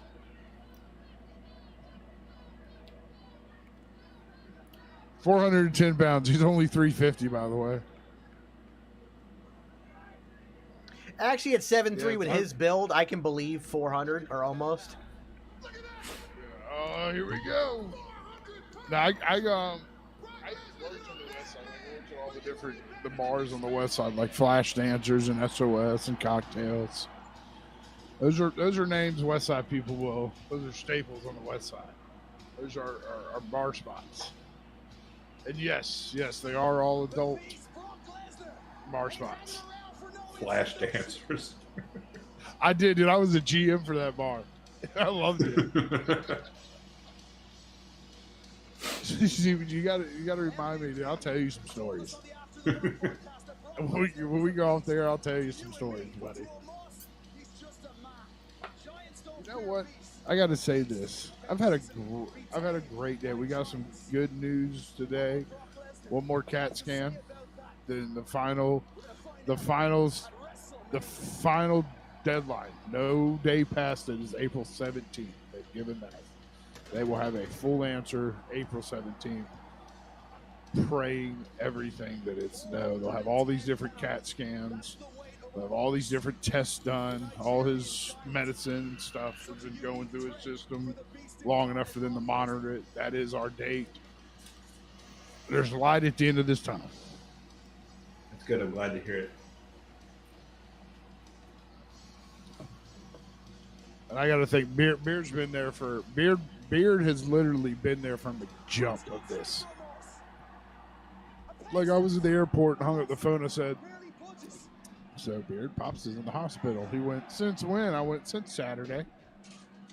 Like, he found out about all this as I was like, Beard was there for me. John was there. Like, those two guys have been from the jump at this thing.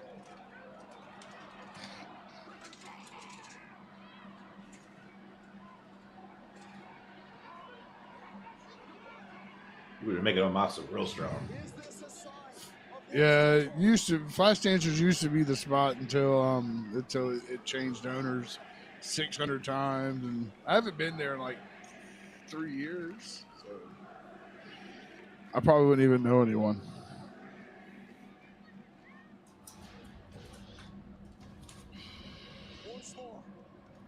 But you know what the worst thing about working at Flash Dancers was, CPG? We didn't have kegs. All we had were bottled beer. So the barbacks had to stock like crazy. Oh yeah, I bet.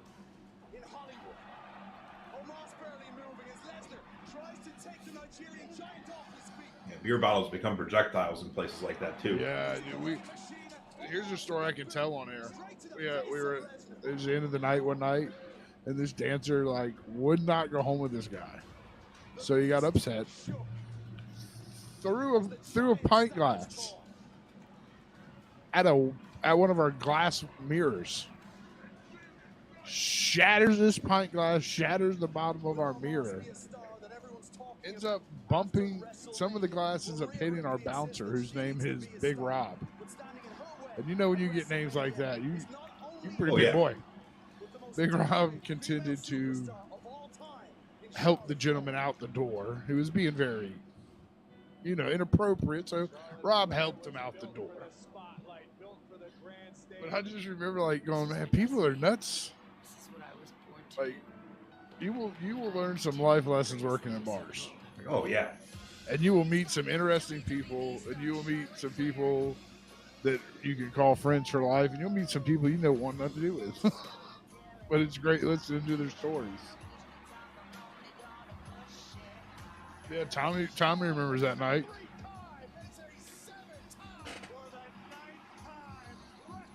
I always like bouncers and stuff like that at bars or shows or venues or of all kinds. And my favorite is when there's someone being a knucklehead and all of a sudden you just see a hand on a shoulder and you just see them. Yeah. As they're getting pulled away from everybody else. It's wonderful. The best ones, and God rest his soul, was our buddy Yeti. When guys would refuse to pay for dances, he'd go, "Woohoo, buddy! I'm going to go this way. You can go that way. But win or lose, those dancers are getting paid for, sir." Right now, I'm joined by the winner of the 2023 Women's Royal Rumble match, Yeah, we used to watch all the pay-per-views like on my laptop in the office because I refused. Like, I didn't like. It's back when they were on Sundays, and I was a low man on the totem pole to start. Yeah. So I'd always work on Sundays, but I was making sure, like, hey, I got my wrestling. So I'd be sitting in the office watching wrestling, and the owner would come in and go, "What are you doing?" I'm watching wrestling. It's not my fault you have me working on Sundays. That's Joe's fault. But he used to laugh at it, get pissed for like 5 minutes, and then he was fine. He didn't care. I must prove that I am the best. I must become the biggest star here in this industry. And I need Charlotte's title reveal. It comes down to Charlotte's legacy against my destiny. That I did. Charlotte can't A stop lot of the times. All right, here we go. We got Street Profits. When we're out there, remind me, I'll tell you a story about this place in South Carolina. It was a very, very fun night. Super Beard are still upset the fact that they do not have their cups Yes. in the game. That's crap. Yeah, I didn't understand why they didn't do that either. It couldn't have been that hard.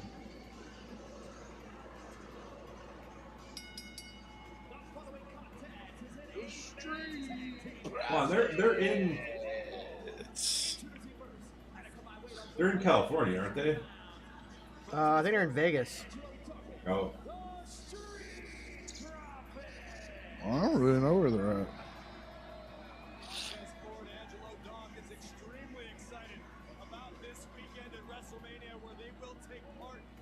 Phoenix, Arizona.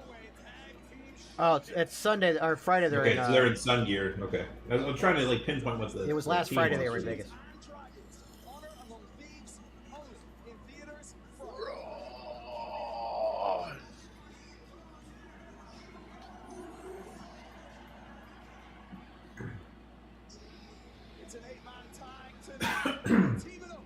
I kind of like since Braun Strowman's been back. He's just been kind of just there, like not thrust into something right away.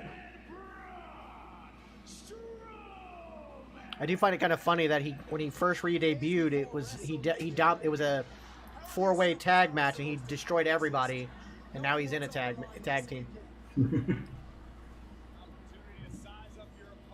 Braun. I'm sorry, I had to.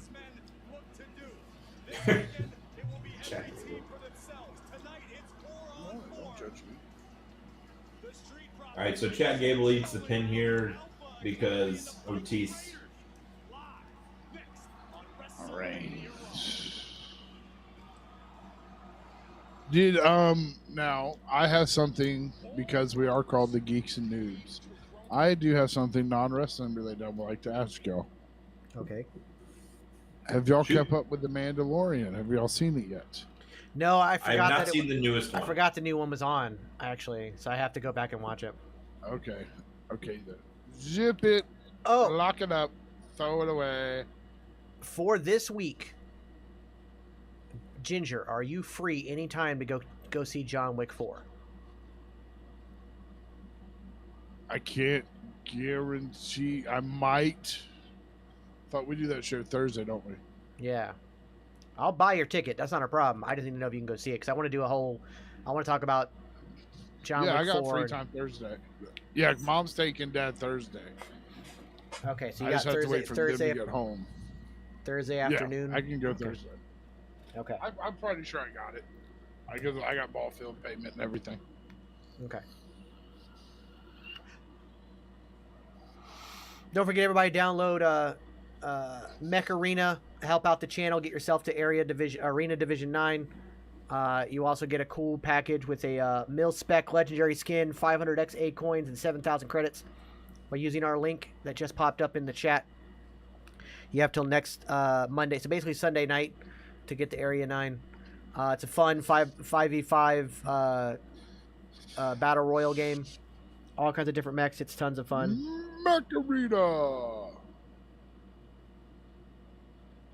Yes, and don't forget about we got the merch. Oh yeah. Let's pull up. We got the merch. We have I'm waiting for it to load. We have a very limited edition shirt that I want to show off. Bam. I don't know if CPG has seen this one yet. Boom. Go ahead and zoom in on it. Oh, the core. Yeah, I forgot. Yeah. That's very cool. It's going to be the limited time. We got 7 days left. Limited edition shirt. This is our thank you to everyone who's been a core fan of ours. If you feel you want to pick one up, go ahead. They're on sale now. That's not saying they might never be coming back. Stuff always comes back in limited runs. But be It's the our little first to get one. It's our variation on the core. I took out the second R because I didn't like it. He hated it. It was like Corée. It looked more like Corée. It didn't look like core. Or core. No, like no 2 R's. No. So this game's a PC game too, so I can play on my PC. Yeah. I might have to do that. And that might be like for some people who like the battle royale on a slightly bigger screen or with the mouse and keyboard effect of like if you play Fortnite on your PC. Hell, you can even use a controller connected to your PC to play the game. Yeah, that's what I'll do. I'll hook up my controller and play it. Which is what I'll be doing when I do the play along.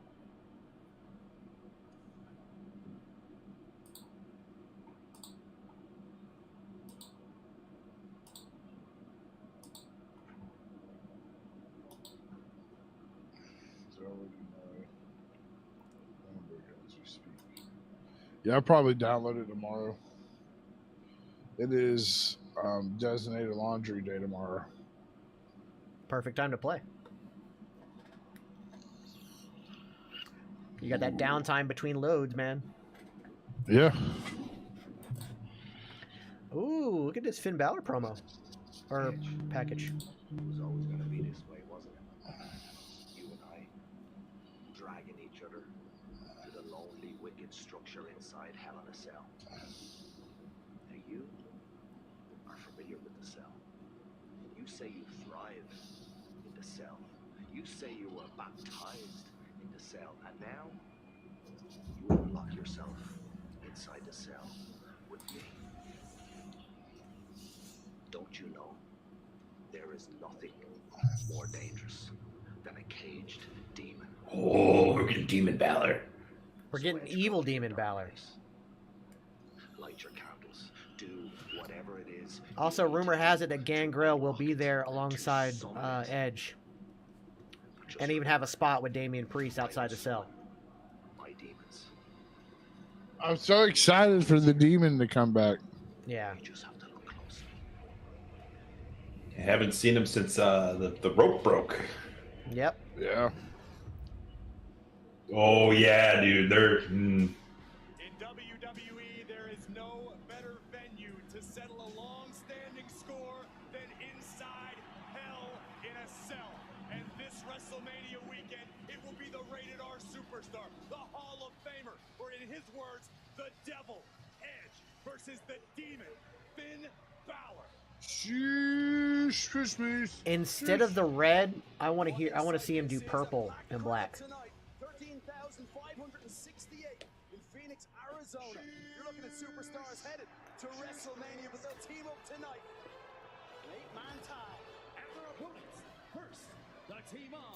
When he ate that cucumber off of himself last week. That was great. Now, admittedly, AJ, I appreciate you helping out, but I do believe that if it is not your first install of the game, it will not count towards our numbers, and you will not get the added bonus stuff.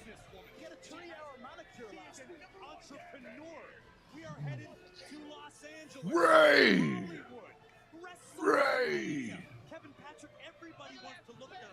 I love their entrance. I used to not like the shields, but the shield has grown on me.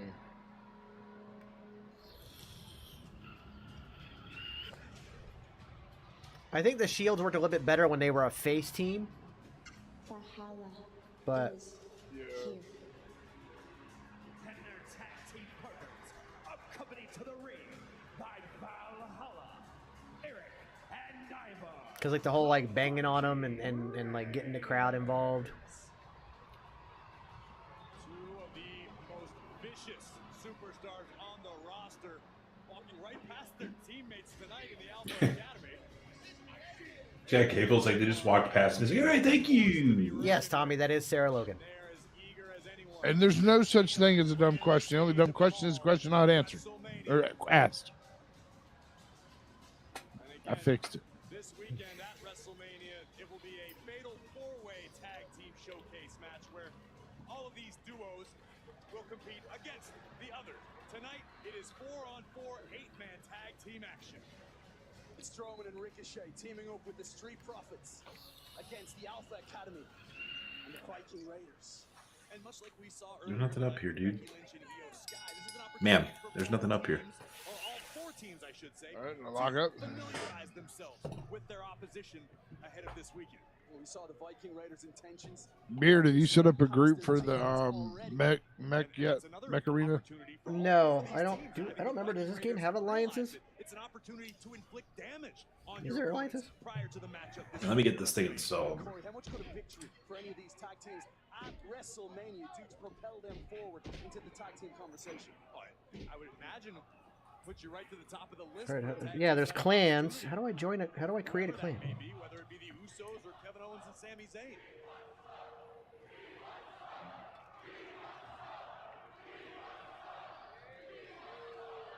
WWE Universe here in Phoenix, firmly behind Angelo Dawkins of the Street Profits. They want the smoke. It's Dawkins and Chad Gable now. And listen, if you're a superstar, like Angelo Dawkins, who feels as though he's always overlooked. He's never the first-tier superstar you think of. A win at WrestleMania can change all that. Oh, there's if another you're one. someone like Chad Gable, who maybe hasn't had a great deal of W's lately on your resume, a win at WrestleMania can completely shift your momentum. And it shifts the perception from the WWE Universe. Beautiful deep arm drag. Not exactly a betting man as Ricochet comes in. Now look at the athleticism of Ricochet. I just wonder. Whoa. Gable countered into the ankle lock. Fantastic awareness by the master technician, Chad Gable, who just ate 2 boots from Ricochet. A nod to his tag team buddy, Braun Strowman.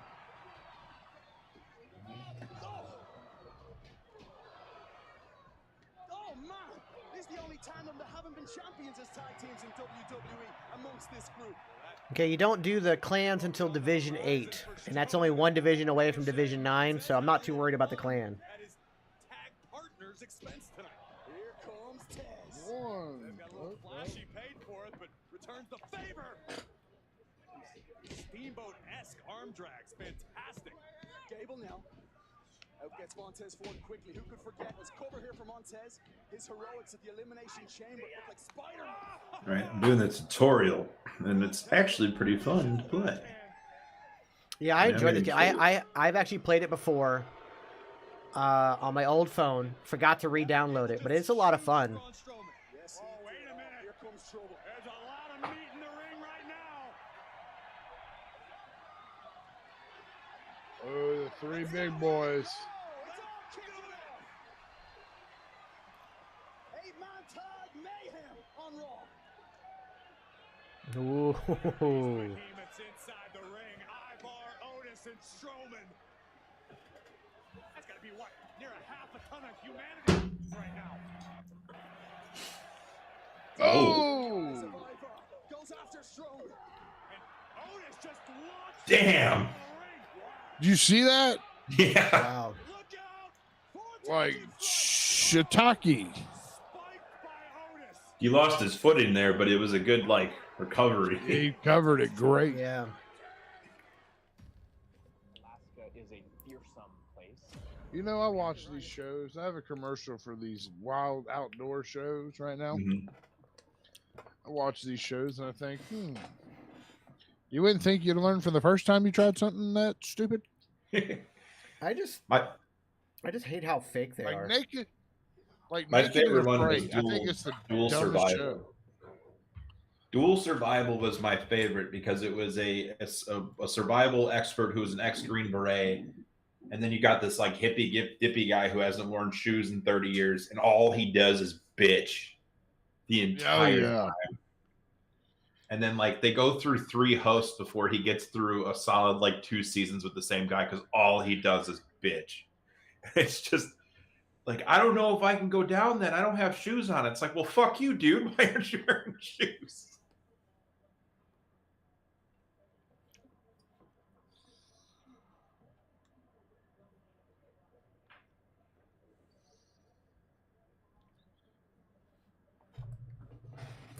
Yeah, it's kind of dumb. Oh, they're so and dumb. The worst part is like those are like a lot of people have come forward about the former castmates of like Naked and Afraid and those other shows like that.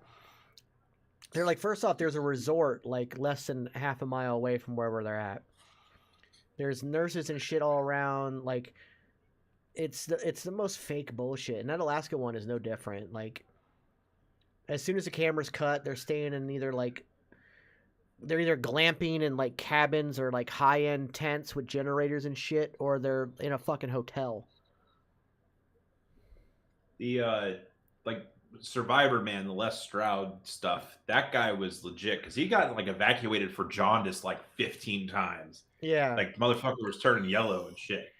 And then like Bear Grylls came along and did the same thing, but he was like, "Oh, but I have a camera crew with me," and that was it. It was done. It was over. Yeah. All that dude did was like eat snakes and drink his own piss, and then it was like the end of it. And like Les Stroud was like legitimately teaching people how to do stuff, and then getting evacuated the moment he went out to do something else.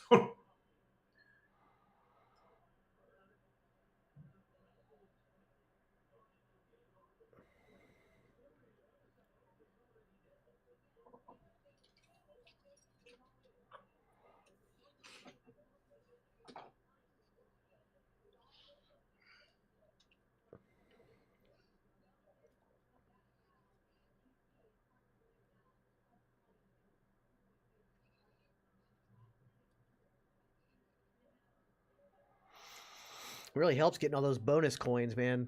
Like I said, I'm able to like upgrade before I even really get into it. All those bonus coins help a lot.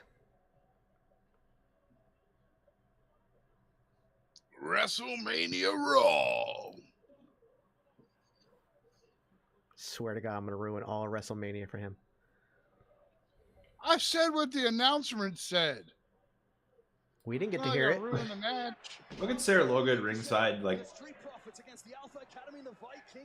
at everybody in the. Did you just close him out? No, he did that.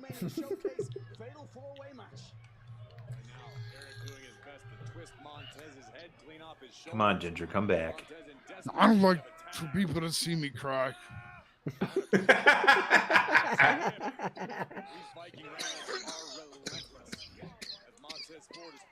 Oh, he's all choked up.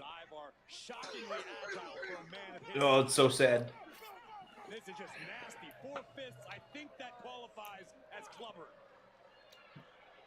Montez Ford feeling the effects. Woo, buddy. Oh. Beatdown continues. Tag made. Here comes Eric of the Viking Raiders. Eric and Ivar would love nothing more than to feast on the grandest stage of them all. Montez might be finished. Over. This could be over. Kick out by 4. Valhalla watching on as the I need Mason Mansour to come out here. Oh, I'm sure at some point.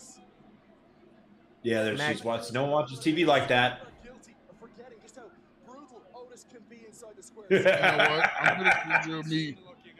I'm gonna send you a video of me watching TV like that. Piece of clay.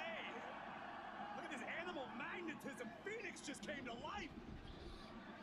You can't blame her for having interest in this. Otis gets all the chicks. Yeah. Him and Mandy Rose were wearing the same shorts one week. Confidence is high with the big man. We've seen in the past, beauty can motivate the big man like a few other things in life. But that's a strong kick to the body of Otis. Oh man, Otis was barely rocked.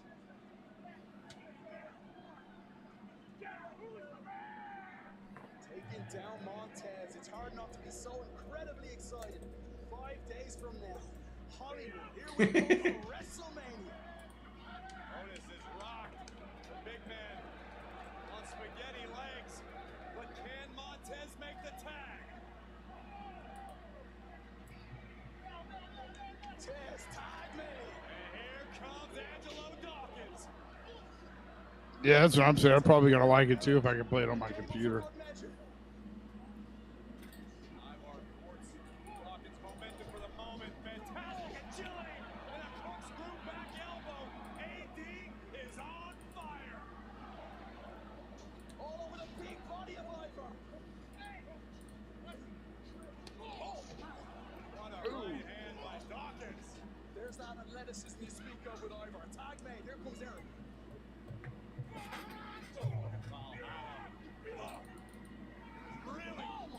Oh, Ricochet's moving. Running shooting star to break up the fall by Ricochet. He always does the spectacular Ricochet. He's motoring now. Ricochet wants to keep Ooh. momentum on his team side as we head toward WrestleMania. Gable now runs into a vicious blow from Dawkins. Gonna run through everybody. We're gonna see a tag. Yes, we are. Strowman is in.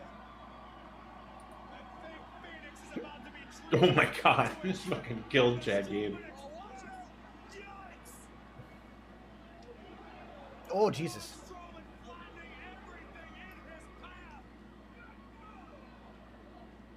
Eric, maybe the next victim. Strowman though. Wow, Eric just stopped Strowman dead in his tracks with that knee lift. Oh. Strowman is in WrestleMania form. Tag made to Ricochet. The one and only perched on the top. Oh my god. Wow. Shoulders of the monster. Are you kidding me? Wow. And from the head. Yeah. Oh! Good Montez forward. Whoa! Rotating I frog like splash. that. I like that. That was, yeah. Buddy, tell you what. You know, that was about as good as French toast on a Tuesday. My mom was watching. Expected fireworks, and these 8 men delivered nothing less. Probably not. Take a look at their closing moments. Just probably nap, sleeping. Montez Ford switching directions in midair. Never mind going. All right, they let the faces win tonight, so I bet a Mania it's the Viking Raiders. Yeah, that's what I'm thinking too. Talk about momentum now. Ahead of WrestleMania this weekend. And it will be every team for themselves. Fatal 4-way in Los Angeles.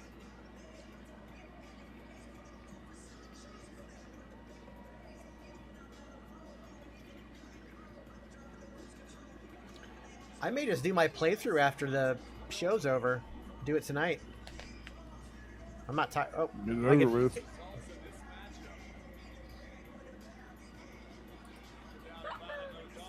What happened?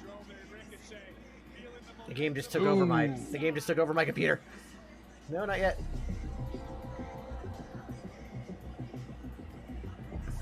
Y'all want Cody Man, Rhodes? look at that! Look at that jacket. Yeah, that jacket looks nice. Yeah. Now, Cody, with your WrestleMania match just days away, do you think that by accepting tonight's match against Solo Sikoa, you put yourself in a vulnerable position? I love this position. Live for this position. I understand the question though. Solo Sikoa is undefeated, like myself. Hasn't been pinned, hasn't been submitted. Now, if Mr. Heyman and Roman were standing right here, you probably need to ask them though. Do they think tonight against Solo? Do they think I even have a chance at WrestleMania? And I'm sure they would cackle maniacally at their Samoan Goodfellas aesthetic. But No, I think they give it to Cody by DQ somehow. Mr. Heyman, that I Or no contest. the enforcer of the bloodline. Bloodline gets involved, and he's saved by Kevin and I think it's because they know They know the answer to this question. I hope that someone within the shot of the camera when he walks the aisle at WrestleMania is wearing the shirt of him in the fucking pimp coat with the dollar bills and the dogs and his wife and the tanks. Oh, his No Limit Soldier shirt. Yeah, the make him say Yeah. Oh, I always wanted to get that shirt, but I never did. And at WrestleMania, I defeat Roman Reigns and become the undisputed WWE Universal Champion.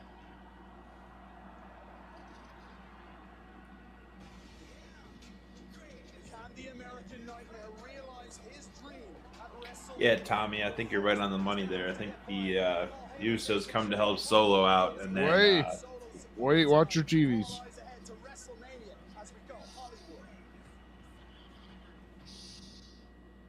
You see what I'm seeing now? Yes. Ah. My tribal chief, you are so funny. What do you mean I'm funny? What? What do you mean by that? I'm funny. I sound funny to you? No, that's not what I mean at all. It's the way you cut a promo. It's the way you sell tickets. The way you sell WrestleMania. It's funny. It's funny. I'm funny to you. Like a tribal clown. Hey, I think they got this all wrong. Yeah, man, just hold up. I think, no. He's a wise man. He knows what he's saying. Explain to me how I'm funny to you. You know. No, I don't. You said that I'm a funny guy. That I'm here to amuse you. Right? That's what you said, isn't it? It's just...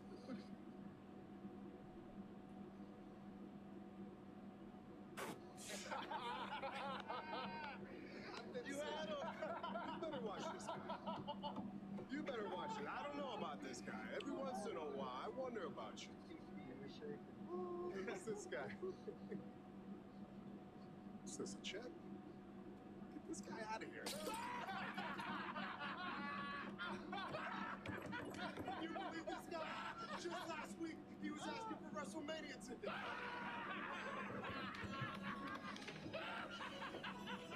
That was good. That was good.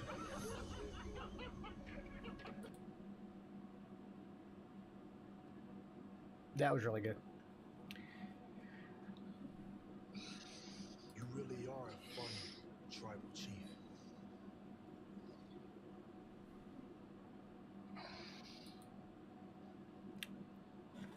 I like the Solo ending The little to it. Solo thing at the end of that. That's what interesting. caught me. I was waiting for someone. See, I'm learning about this. See, I'm waiting for one of y'all to say it, then I'll give my give you my two take.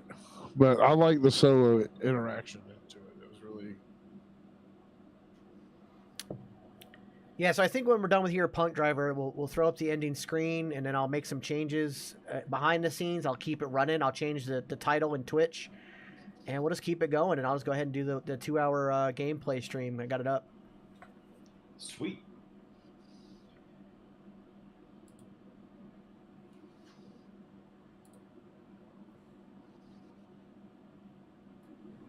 That means there's no hangout after the show.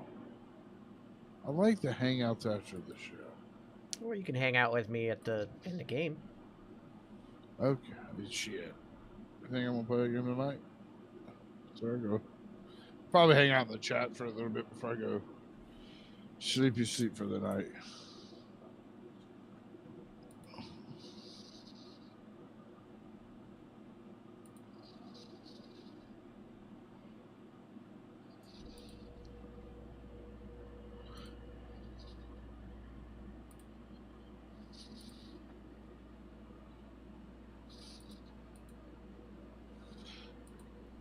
Yes, Tommy, you're correct. I do. Call that.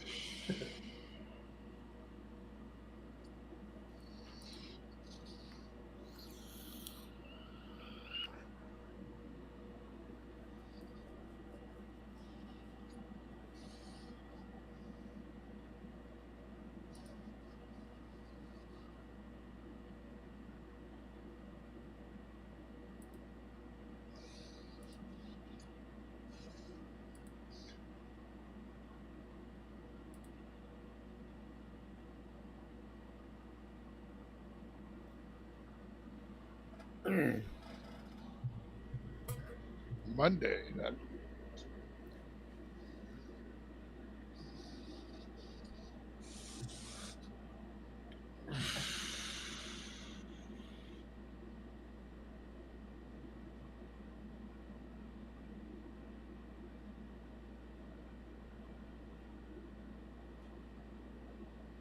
I have like no plans to go to the movies until the next Marvel film comes out. And what's the next? The Marvels, I think. Yeah, the Marvels, which is now November. Was gonna be my birthday weekend, but now it's November. How y'all liking Clapper? Yeah, it's all right. I'm still figuring it out. Yeah. I haven't even had a chance to look at it just yet. Well, I'm gonna go see John Wick 4. Probably I'll go Thursday afternoon as well. But from what I'm hearing from everybody that I trust, it's the best movie thus far in the John Wick series. Is it 4 or 5? It's 4. 4. 4. Yeah. I think I had, because I thought it was 1, 2, and then Parabellum, and then the one with the dogs. That is Parabellum. The one with the dogs is Parabellum. But I haven't seen that one yet. I've only seen the first 2 then.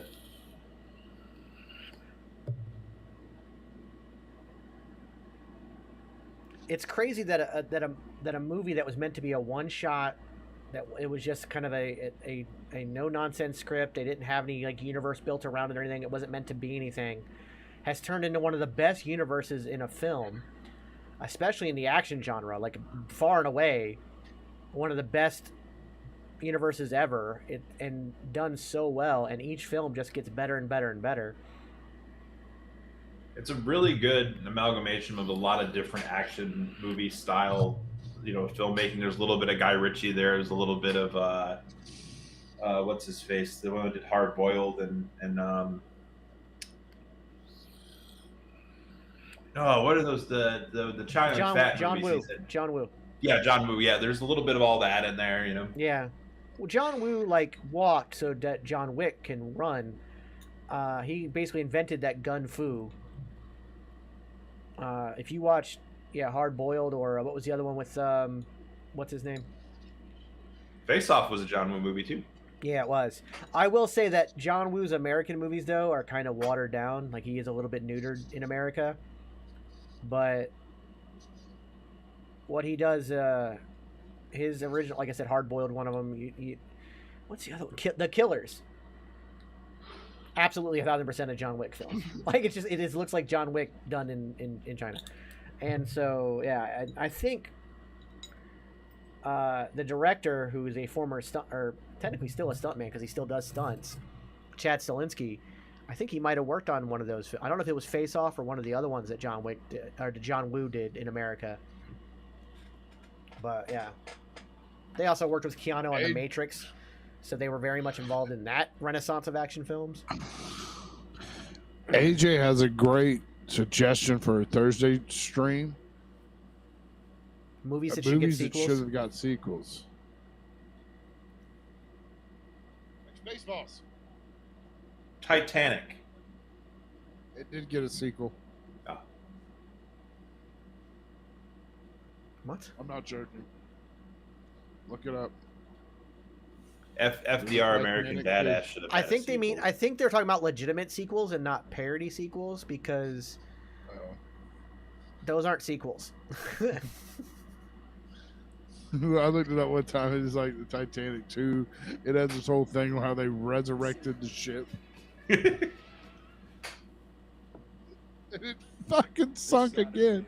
At WrestleMania, I lose everything. According to you, John Cena. But that's where you're wrong. Because for some reason, you seem to have thought that Battlefield you Earth exposed me. 2. You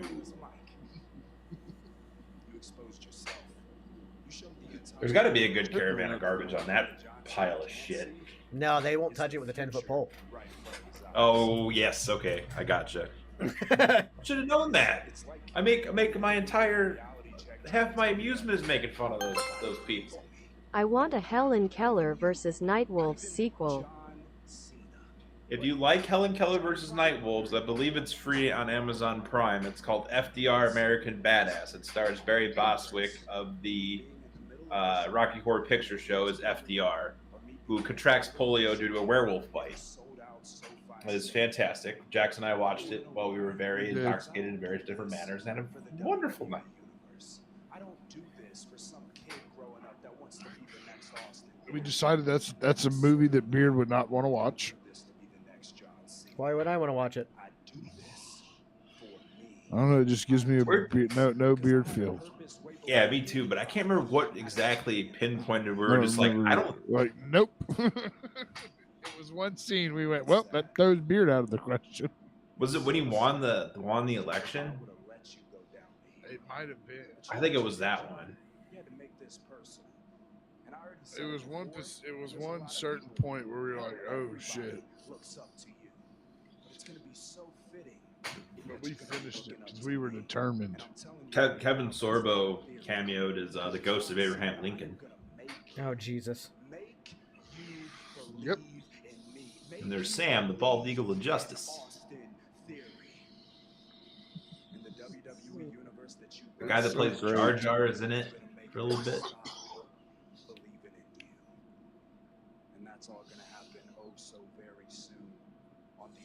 There's also a Fistful of Quarters, which is a mockumentary about cheating in a wiffle ball tournament played with grown ass dudes by putting quarters inside the wiffle bat to make it heavier. That's funny.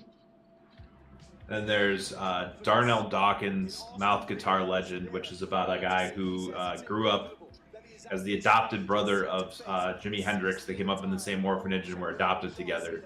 And every way that Jimi Hendrix plays guitar, Darnell plays with his mouth. And it just makes guitar noises with his mouth. And that one is, I was crying the first time I watched it.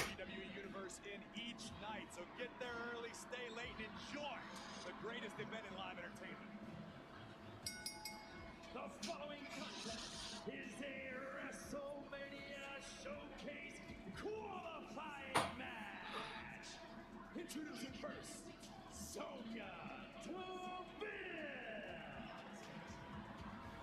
Sonya Deville returns to Monday Night Raw, and now a chance to make it to WrestleMania.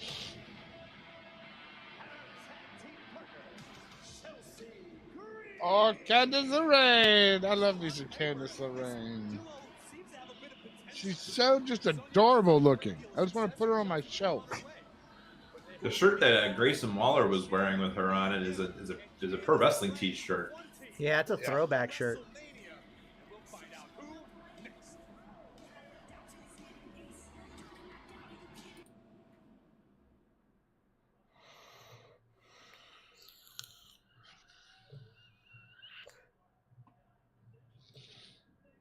I see the green flag. I chain.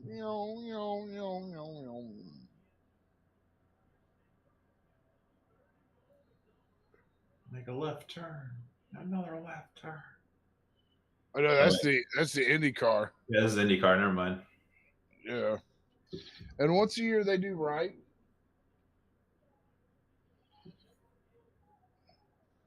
There was that street course or whatever over the weekend. Uh-huh.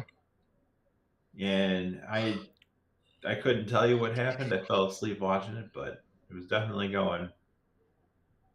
My dad's like a huge NASCAR guy, and like he's like, "Oh, we're gonna watch the race for my birthday today." I'm like, "Cool."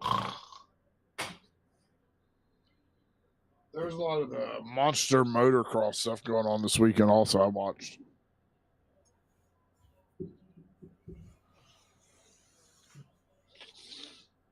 I don't know. I used to like racing, but then like it got very old very fast.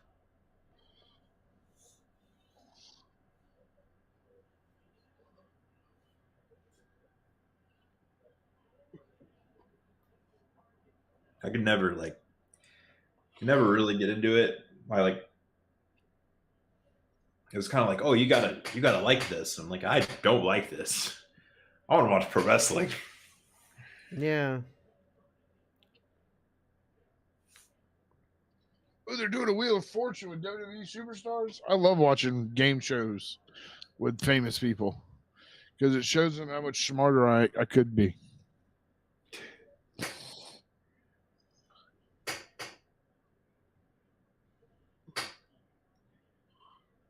Oh, you know what? I take that back. There is a movie I do want to see. It's not a Marvel movie. It's that The Pope's Exorcist with Russell Crowe. Hmm. That I might go see Easter weekend, maybe on Easter.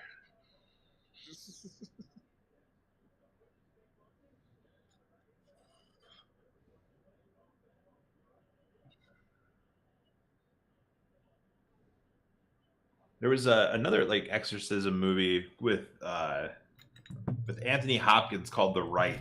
It was him. And, I think it was Russell Crowe. Him and Russell Crowe. Oh yeah, And yeah. I know what you're talking about. That movie's actually really fucking good. Like I didn't think it was gonna be good. I thought it was just kind of like, oh, they're putting Anthony Hopkins in a horror movie at like 90 years old. But man, when he's possessed, that shit was pretty fucking cool. I like the story a lot.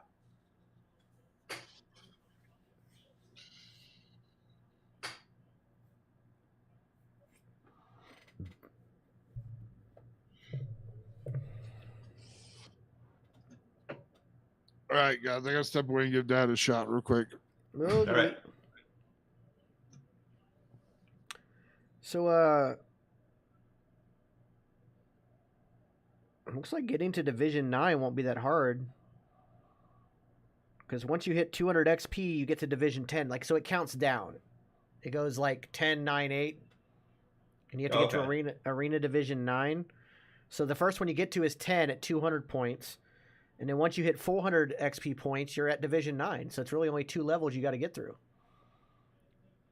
Oh, that's not bad at all. No, that's not bad at all.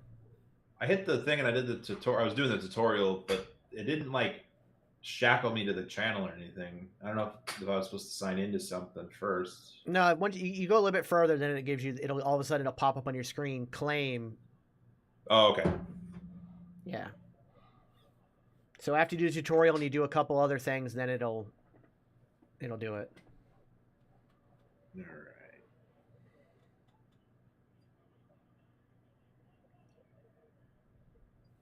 Oh, show is back on. You don't get a WrestleMania opportunity too often, Corey, and this is exactly what it is. It's Michin and Candice LeRae taking on Sonya Deville and Chelsea Green. The winner of this match will head to the WrestleMania Showcase Fatal 4-Way Tag Team match. And man, is that stacked with talent. Liv Morgan and Raquel Rodriguez, Natalya and Shotzi, Ronda Rousey and Shayna Baszler have all qualified.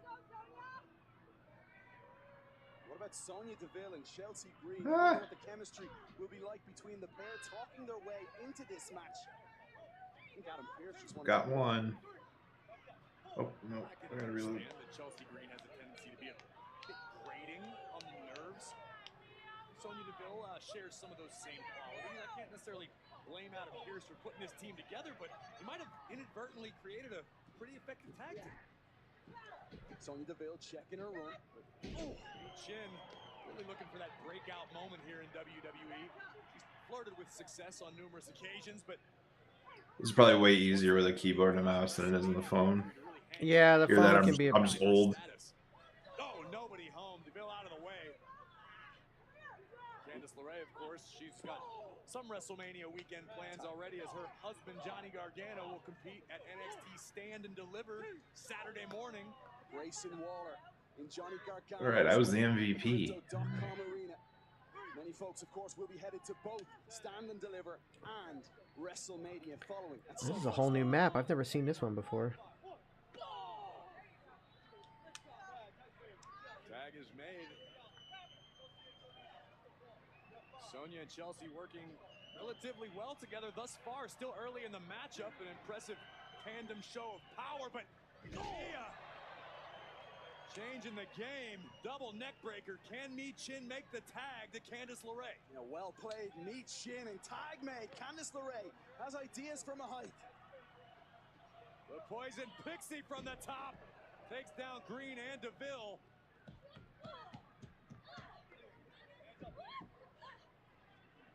Ripcord. Nobody home for Chelsea Green, and a big-time clothesline from Candice, who's looking to... Who else is in that tag team match? You have Natalya and Shotzi. Right Ronda and Shayna. Oh, I thought they were out. No, they're in. Here comes Michin. This could be the opportunity. Chelsea Green is down. Can Michin and Candice LeRae head to WrestleMania? Cover for the victory. Sonya Deville in the way. Sonya keeping the opportunity alive for herself and Chelsea Green. Oh, man. Very unique offense from Deville. Get out of here.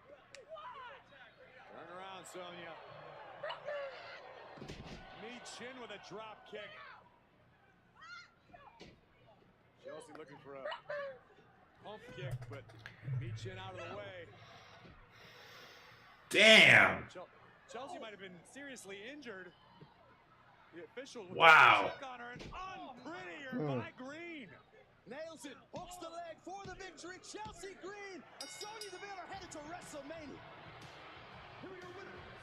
Team of Sonya Deville and Chelsea Karen Mania. KP, we're in for Karen Mania. There's going to be mimosas and brunch and complaints galore. And no better place to do it than Hollywood. A tale of two characters. Yeah, now that I remember, know that Ronda, they're probably gonna win. I don't agree with her. Yeah. Or they might not. If Ronda's still hurt.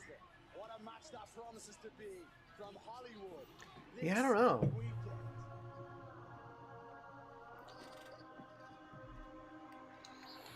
How the mood just changed here in Phoenix, Arizona.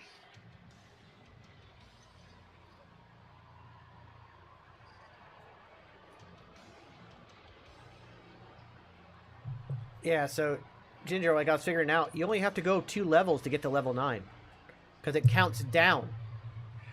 So the first level you get to at 200 experience points is arena level 10.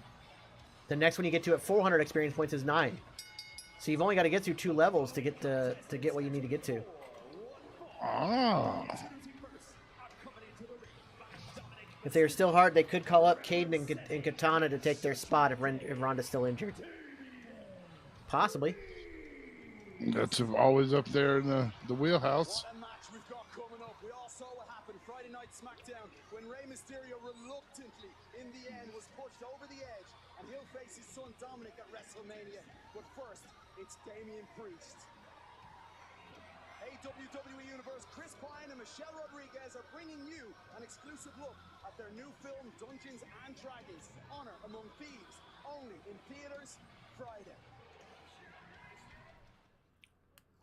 WWE Universe. The epic action doesn't stop when the match ends in the ring. Just like in Dungeons and Dragons: Honor Among Thieves. Glad he's on our side. Here's a special look. And some blade. How's the weight? Does it parry? We're about to lose your head. This is what you're concerned with. Okay, chop it off. Chop it off. Let's do it.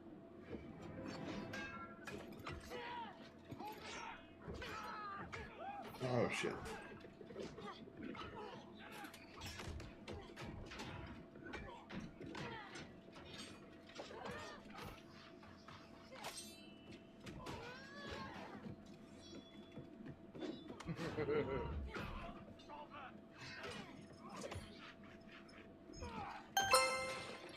I love Corey Graves saying Karen Mania. Yeah, me too.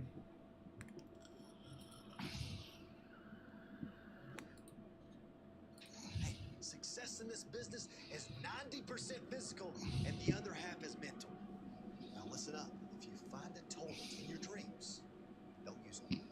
And always remember, I don't care how nice the soap is, never come out the bathroom sniffing your finger. You seem a bit confused. Maybe you need a Snickers. Alrighty, so that's like 2 upgraded little mech thing.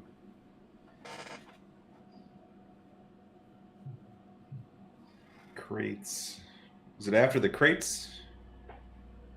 Yeah, I think it's after you get the crate. It should be. You've never played the game before, right? No. Yeah, because it didn't come up on my dad's phone either. The extra bonus stuff. I thought that was weird. Even though I used the same link. I don't know. I'm trying to remember exactly when it came up. Yeah, I don't know what I really want this to matter.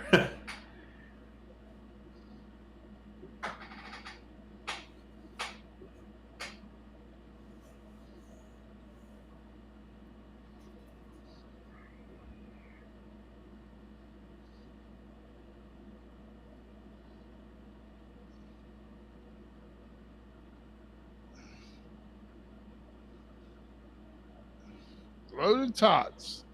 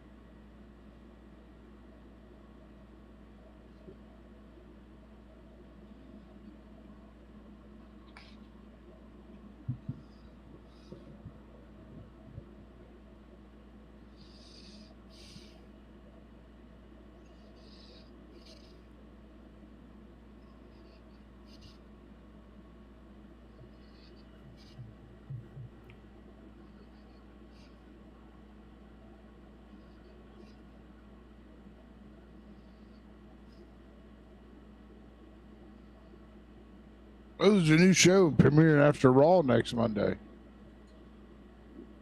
What show is really? that?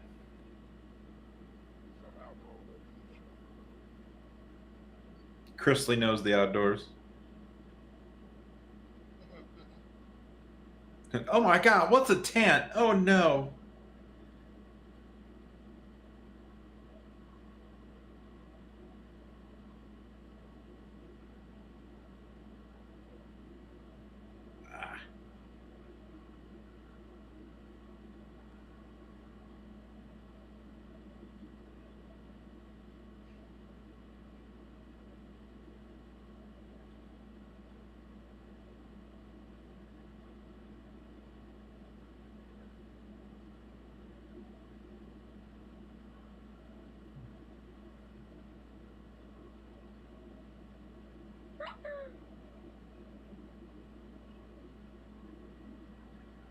Are we back from commercial yet?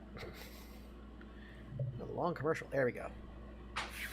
Hey, I keep running out of ammo. Undisputed WWE Universal Champion Roman Reigns, Paul Heyman. Now, Mr. Heyman, I was hoping that I could get your response to Cody Rhodes' words from earlier this evening. Yea, though he walks through the shadow of the island of relevancy, Cody Rhodes fears no tribal chief, because Cody Rhodes is not ready. He proved it just a few minutes ago when he asked what had to be a rhetorical question. Why is it so important to fight solo 6 days before Cody Rhodes is in his first WrestleMania main event? It's not important. It's relevant. And here's why it's so relevant, because Solo is ready to weaken Cody Rhodes for his match against Roman Reigns. Solo is not here to compete.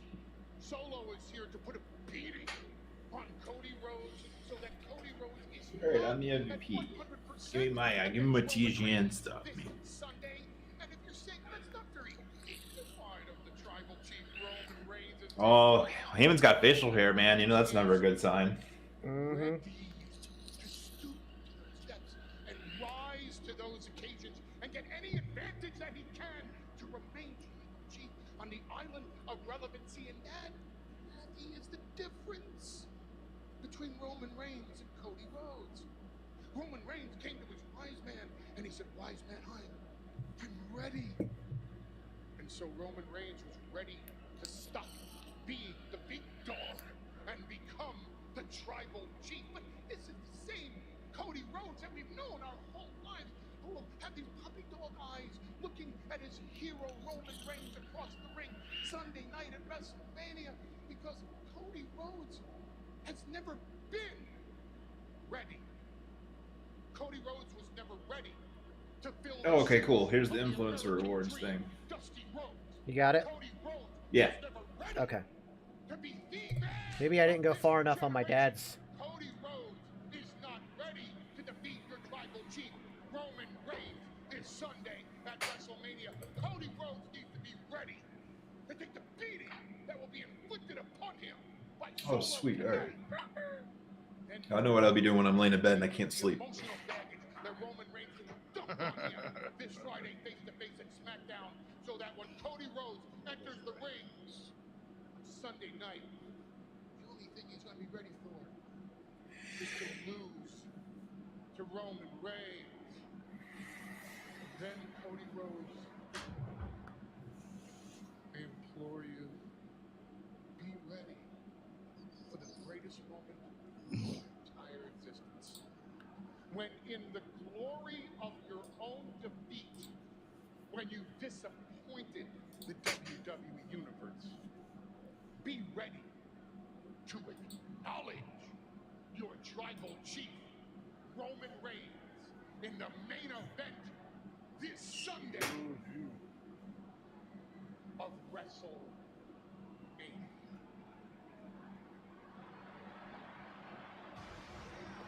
We're going to find out if there's any truth to what Paul Heyman is saying, that Cody Rhodes simply isn't ready. In Cody's way tonight, the enforcer of the bloodline, maybe this is an ill-advised match for Cody Rhodes days from the biggest night of his Oh, the whole time they're just standing in the ring. Yeah. Yeah, I'm not fond of that. They got to stop doing that.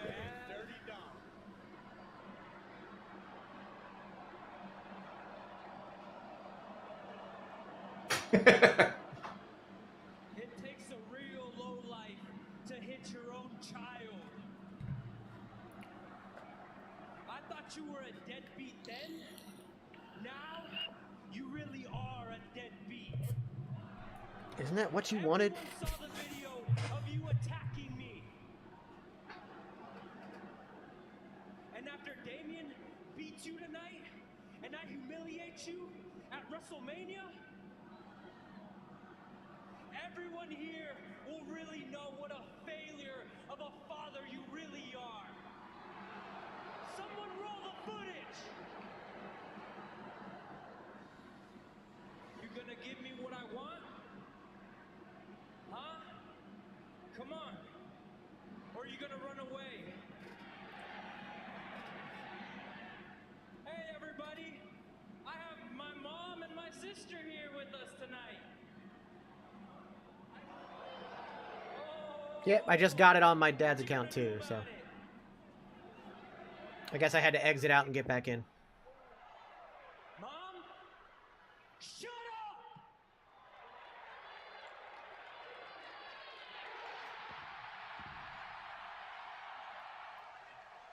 You pushed me to do this. I didn't want to hit you.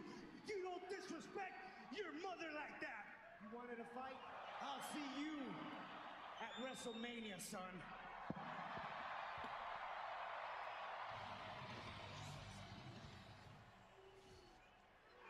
Mi madre y mi hermana nunca me soportaban a mí. Siempre Jax, can you provide translation? No. Mi hermana no vale nada, por eso no esperaba absolutamente nada de ella. Porque yo estoy más alto y más guapo que mi jefe. Toda mi familia estaban celosos de mí. What kind of father hits his own son? What kind of mother sits there and does nothing? The silence was deafening. I should have told her to shut up a long time ago. Hey, the green shirt guy's there. I haven't seen him in a minute. Yeah, I haven't seen him. Yeah, he's usually everywhere, but it's the first time I've seen him in a while. Dad, I've never said this out loud,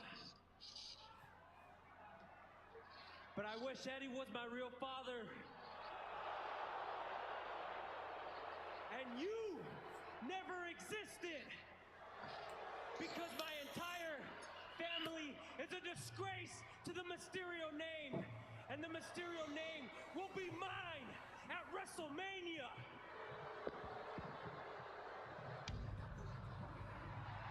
Passion, Dominic Mysterio. You may question Dom's motives, but it's all going down at WrestleMania. And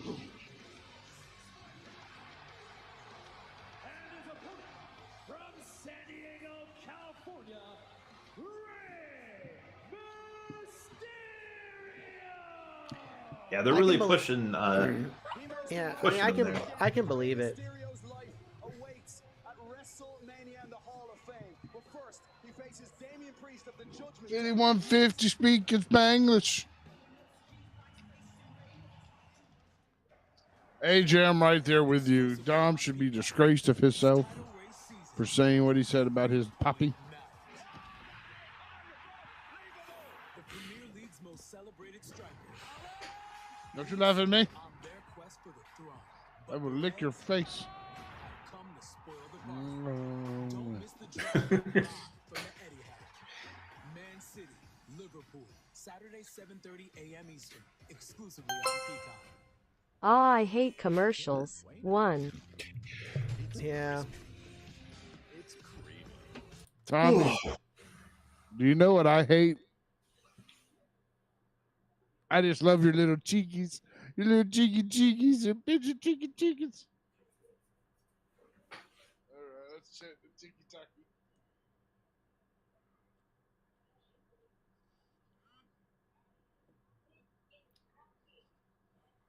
Tommy, I can see the smile on your face about that from here.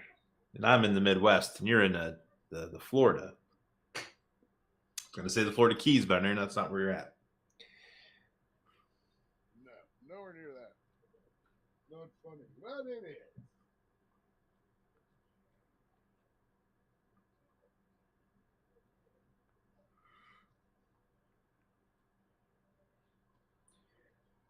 I want to see this. I do too, but I'm just going to wait till it's out on something. Cause... Yeah, I don't think it's a theater Wait till movie. it comes out.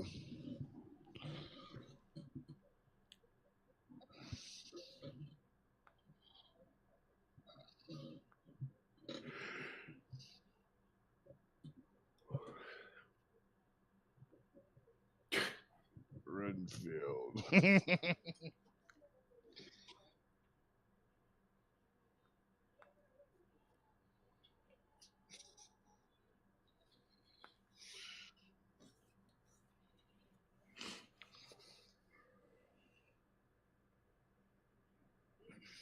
Oh, doggy.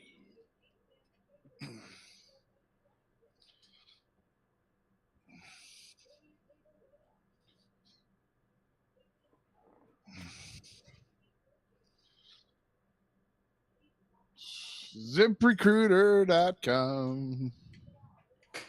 Oh, yeah, let me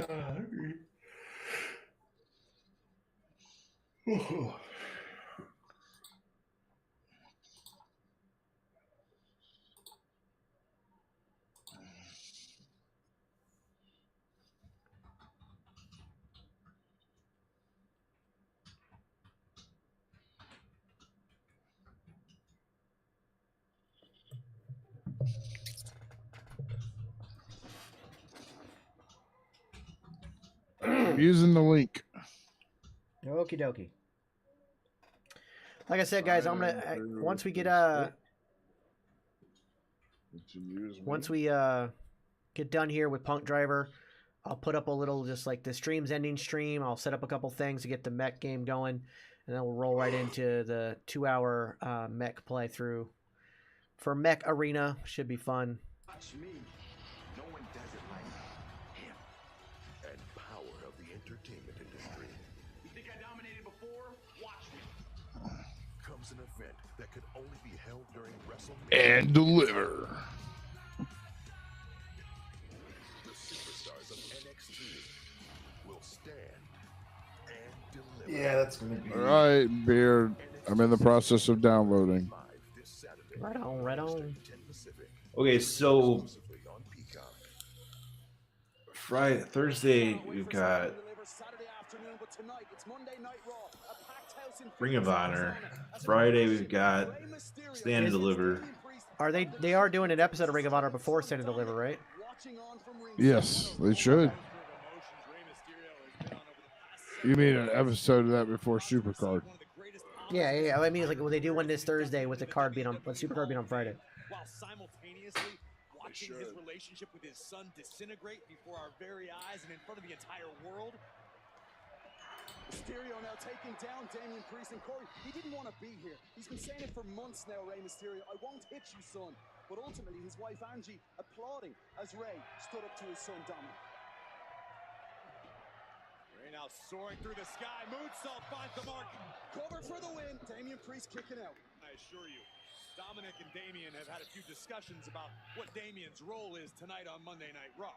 Much like Solo Sikoa is looking to soften up, if not destroy the American Nightmare later tonight, I guarantee you, Priest is thinking about, putting a beating on Rey Mysterio, softening up Rey before WrestleMania. Cover here. Priest, he may end it here. Grabs the leg, and Rey Mysterio's still alive. Take a look at the power of the punishment of the Judgment Day. Flatliner drives Rey face first in the middle of the ring. But Mysterio survives. But now look at this. Damian Priest stalking Mysterio. Priest now at pace. Ducked by Rey. Savvy move by the future Hall of Famer. Is not where Priest wants to be right now. Oh, here we go. Time to dial it up. Oh, baby! Wow! Priest to put away Mysterio. Who kicks out? Rey's kicked out. God, Rey Mysterio deserves a Hall of Fame induction just for surviving this. Oh, that clothesline would make JBL proud. My God. Thought he was set for the 619. Priest flattens Rey, and this is where you wonder. I hate that Rey's back to the Mohawk masks. Yeah, I can't stand that. No, it's not a wise strategy because Rey needs to be focused on Dominic. While most Beard, check the pro chat. Myself excluded, might find Dominic a little irritable, a little irritating. This is not a smart decision because Dominic is a rapidly developing superstar. He gets better every time we see him in the ring. Pressure. I understand why not. So no pressure. Dominic may be improving, but look at his dad go. Here's another opportunity.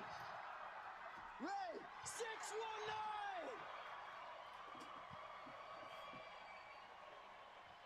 I haven't gotten that message yet, Jason, but if it does, we'll keep an eye on that. Because we still got an hour or 45 minutes, so.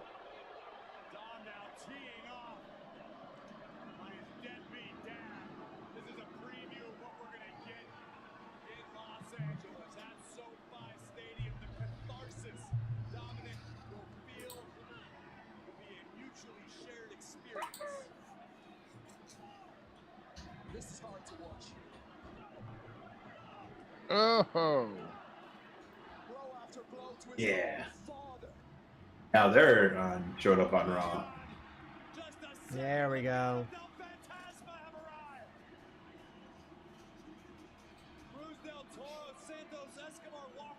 I think the rosters are getting shaken up between the shows after Mania. I think so too. Yeah. Running off the Judgment Day when the damage has been done. How disgusting was that? Dominic Mysterio just pummeling his own father. And I love that El Phasm. Man. I'm a teenager sitting in a classroom in high school. I think we see just a shakeup. I don't think we see a full-on draft. Because to me, a draft would mean a correct brand spread. Yeah, I think that they're still trying to keep it a little bit ambiguous. A future Hall of Famer in Rey Mysterio to the first ever. This Friday night on SmackDown, we are set to see the 9th annual Andre the Giant Battle Royal.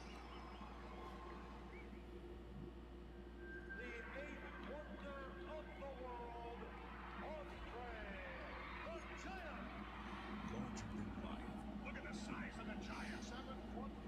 Unmatched in power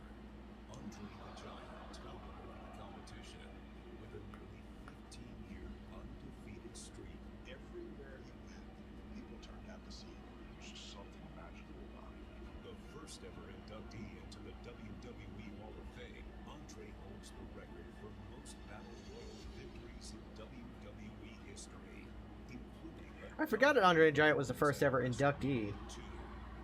And in 2014, WWE established the Andre the Giant Battle Royal, a yearly tradition that brings the same awe and excitement that Andre himself brought to the ring.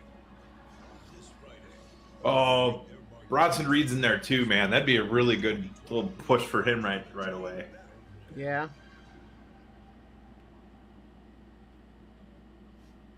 Well, especially since it seems that they're trying to like make it mean more. You know what I mean? Mhm. Packages and whatnot. Johnny, lead us to the dojo. Let's go. I don't know where he is. Trust me. Oh my god! Oh my god! I'm in it! I'm in the Battle Royal. Right, great. Yeah, Look at that, so am I. I got a great feeling about this thing. Moves on Friday, you better be Oh. taking and a lock to win this thing.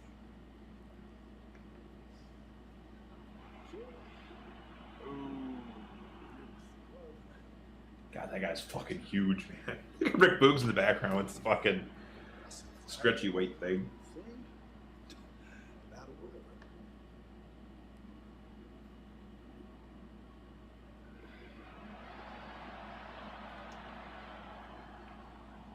So you're locked to win. Yeah, that's what he said. I'll see you Oh, All right, here we go. Oh, the whole time he's turning around and he's facing the guys. You got Rick Boogs with that thing in the background, just like.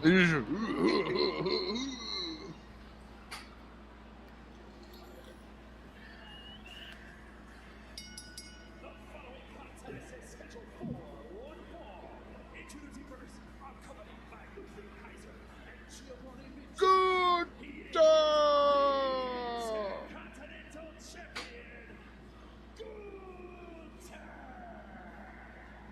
What a treat we have! It's Monday Night Raw, but the Intercontinental Champion is in action live. Gunther. That's possibly AJ. What we could see is Bobby winning, and then some kind of Bray video package if Bray's up to it. Yeah. If he's out for mental health reasons, take as much time as he possibly needs. The fans will wait. I'm in God mode. You ain't got a chance because I am WrestleMania. I have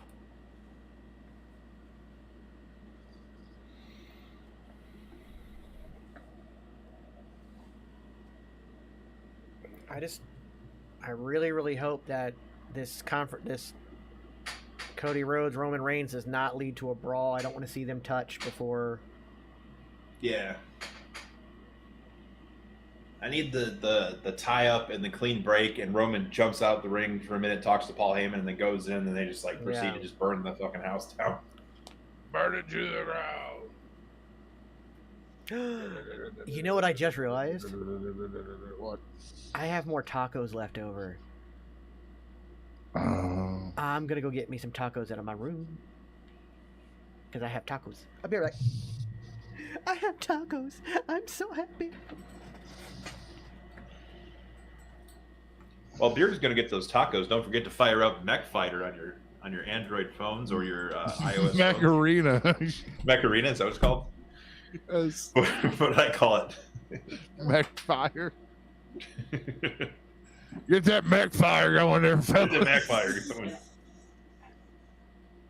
Hit that exclamation point. Mech Exclamation point. In the chat, and go ahead and download Mech Arena and get your mech up to level. Nope, that's not mech. It says merch.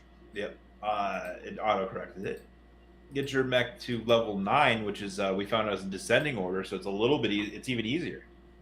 And make sure you go in through the exclusive link. Get yourself some exclusive mechs and skins and mil specs and all that sort of stuff, and you help the channel grow. You have until Monday next week to do that.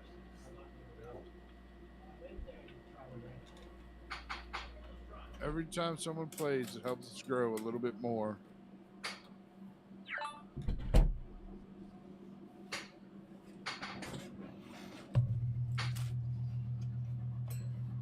Even better, I had a burrito supreme.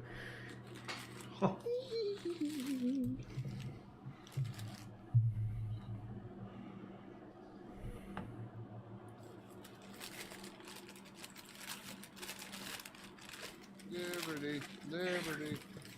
Can we do Wilf Dream Pod ad reads? Mm-hmm. 1,000%.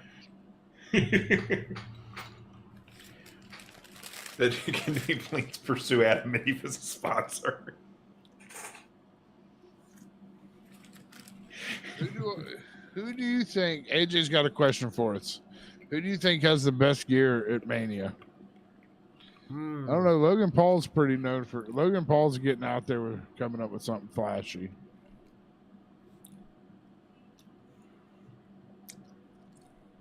I can see Rollins, Cody coming up with. Rollins is going to be a.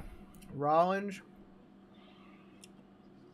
The demon look could be. Belair, if she's got something unique that she's made herself like last year. Mm-hmm.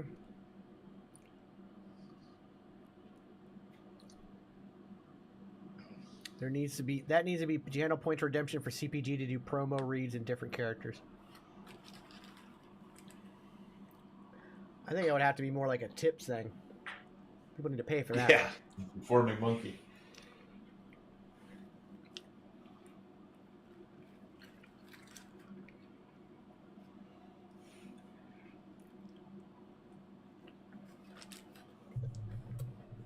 I don't know how many, like, by the time I've exhausted all options, you're just going to get, like, a drunk Soviet that tells you to play Macarena. Mysterio might have some crazy gear. Yeah, that's true. Especially if they make it a. Yeah, if they make it his last match, or they because they have until, I mean, they have till Friday to make it the retirement match, or to make it the. Yeah.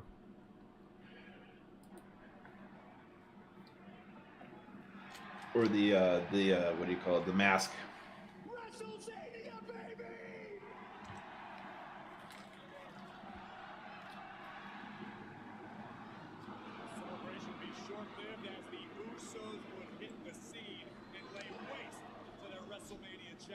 Mask versus hair. I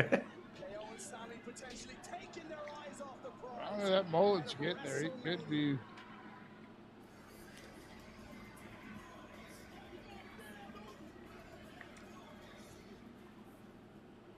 I'd say it's been a pretty emotional year. After everything that's happened between us and the Usos and everything else, we're now finding ourselves less than a week away from the biggest tag team championship match of all time. And a huge part of why this is so emotional for us is also the fact that it's happening in Los Angeles, because there's a big part of the story there that not everybody knows. Yeah, everybody knows Sami Zayn and Kevin Owens started in Montreal from nothing. PWG. But Los Angeles is the city where we first got our big break. That is where we made our names. That is where we truly became a team. And now, after all these years, after everything that's happened with us, it all comes full circle, and we walk back into Los Angeles as a team. You know, because every fight we've been in, every fight we've had together, every fight we've had alongside each other, it's been about making our careers get to the next level, going forward, going upward, getting bigger and better things. But this weekend doesn't get any better, it doesn't get any bigger. Biggest tag team title match of all time, you're right. It's us against the Usos, the longest reigning tag team champions of all time, the best team in WWE. And that was true up until last week, because this weekend we get to show the Usos, we get to show the Bloodline, we get to show the world what we can do as a team, and we're gonna do it in Los Angeles, in the city where we got our first big break. And in that city, we're gonna accomplish the biggest thing we can achieve together. Nah, Matt, I think they're just standing in front of a ladder just to give it some effect in them standing backstage. That would be cool, though. I could see them in a ladder match. Ladder war. The biggest tag team match of all time. I mean, Sammy and KO have such ladder history. And the Usos do too, but I mean, Sammy and KO. The Buddies, KO and Sami Zayn.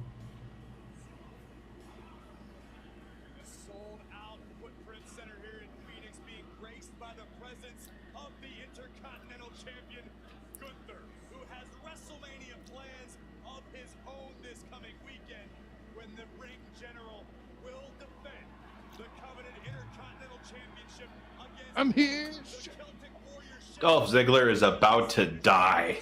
Yep. That's the same band that does Cody's music. Is it? Yep. They've made a lot of their career by doing interest music. So they do the Miz's also. Matt Cardona's. For a superstar the caliber of Dolph Ziggler, Dolph would love to play spoiler tonight. If Dolph can interfere with Gunther's Intercontinental Championship plans prior to WrestleMania, that's what Dolph lives for these days. Just ruining other people's days because he can. Dolph Ziggler, two-time world champion, 15 championships in WWE. Give me. But he faces the longest intercontinental reign in the 21st century in Gunther. 290 days and counting. But Ziggler's off to a hot start. Drop kick off the opening bell. Gunther spiked with a DDT. Dolph could catch the champion off guard here tonight.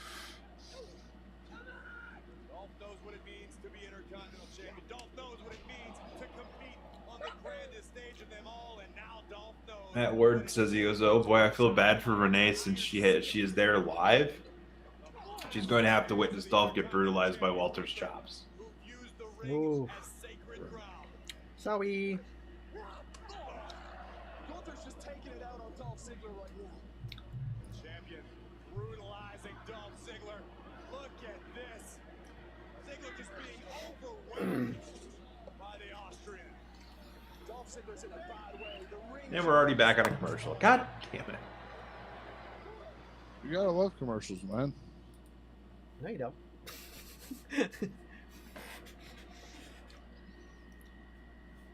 Especially when it's the same ones over and over and over. So, I've got, for when we go to Houston, I've got these wonderful lapel mics that are wireless. There's actually, well, there was two till I threw one on the ground.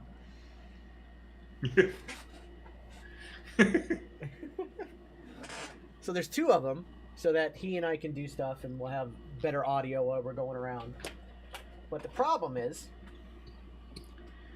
that's the connector to the phone. It don't fit in my case because I got this stupid Oh no. case. So I just bought an adapter to extend it.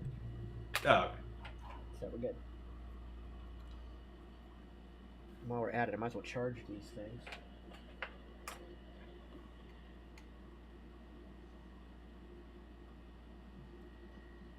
I've got one beard hair that, whoa.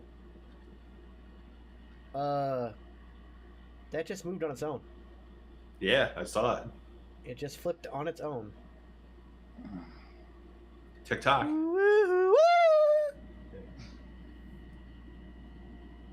I think it loosened. I can feel it. I think it loosened. Yep. The ghost of Panda's past. But it's completely loosened. I heard that. I heard that. I got it. I got it. It took me a second, but I heard it. it. I heard that. If it breaks, I get to finally tell you I told you so. When did you tell me it was going to break? Because he added sand to it, or I didn't add sand to it. It's Did still you? at 58 minutes. You could add sand to it. Yeah, you can. I'm pretty sure I can take this apart and add sand if I need You to. should get I'm some gonna find- black sand. That'd look cool. That should be my extra 2 minutes. Is just add some black sand mixed in with it. What I'm gonna do is I'm just gonna go get Yeah. a couple board games from a thrift store that still have the 1 minute timers in there, and dump the 2 1 minute timers in there, and I'll have 2 minutes of sand or 2 more minutes to make it a fucking hour, because it's 58 minutes. The shit is that? Fucking 58 minutes. You know what it was? Is the guy who was drilling out the sand. He was like, Ran out of sand. No, he what it was. He was just sitting there. He was sitting there, and he was having to time it. And he's just like, oh, God, I've been sitting here for an hour doing nothing but watching this sand drip. Yeah, it's close enough. Yeah, that'll work. That's about. Yep, that'll do it.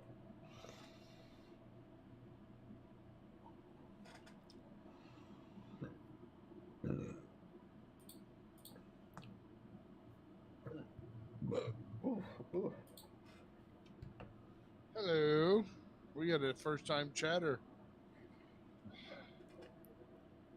True 3 Xavier 936639. Welcome to the chat. We are doing the Raw watch along. Currently, Gunther looks like he's beating the ever loving crap out of Dolph Ziggler. Phoenix, Arizona, as Dolph Ziggler starts to fight back here against the ring general Gunther. Are y'all able to shoot a baby like a basketball? Ziggler out of the way. Dolph with the famouser.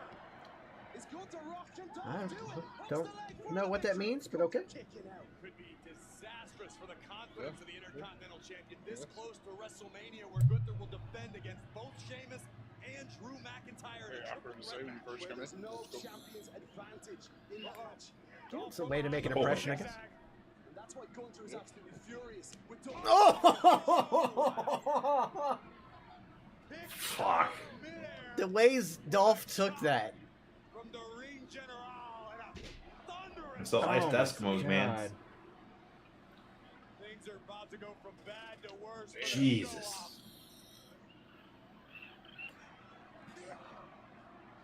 Oh man. Ugh. The ring general is feasting on Dolph Ziggler.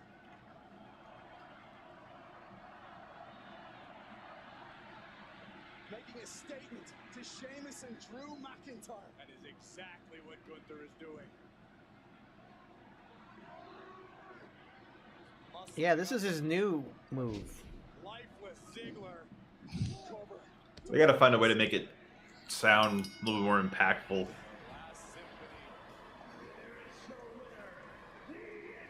Intercontinental Champion,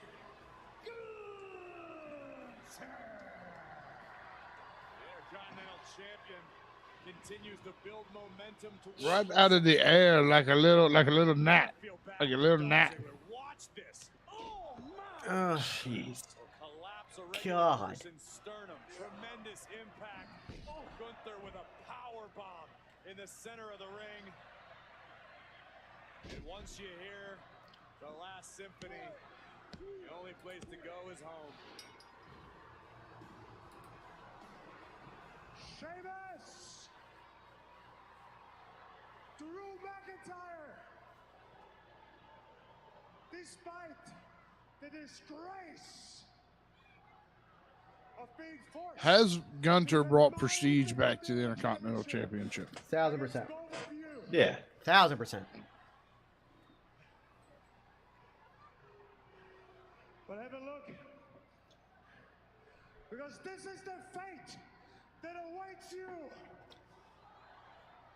And If you would have told me like 5 years ago that Walter would be in an Intercontinental Championship match at WrestleMania, I'd have been like, ha ha. Gunther prepared for battle as he defends his Intercontinental Championship against Drew McIntyre and the Celtic Warrior Sheamus in a triple threat match. It's WrestleMania Raw. What a night it has been, and our main event is right around the corner. Cody Rhodes, Solo Sikoa collide. You know what else everyone else is buzzing about too? WWE 2K23, it's even stronger. And we've got a primer. Why? But we'll be back in 30 seconds with the main event.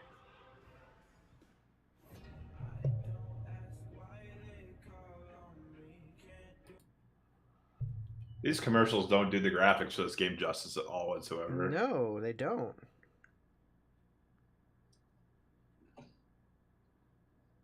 I'm coming up with what if questions for tomorrow. Okay.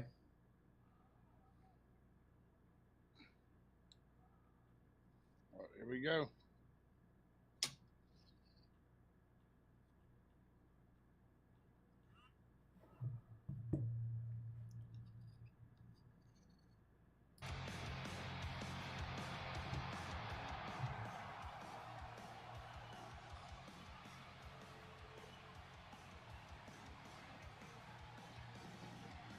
like that jacket.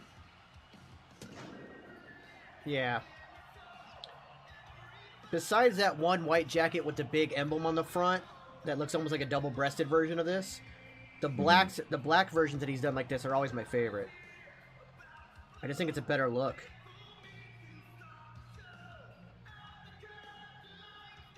Tommy, that was right on cue, bud.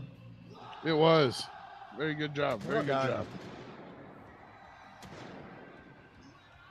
Oh, so that picture of the weight belt that I had shared, that's actually his weight belt for WrestleMania. And on the inside of it, he has stitched in all of the promotions that he worked at between his WWE runs.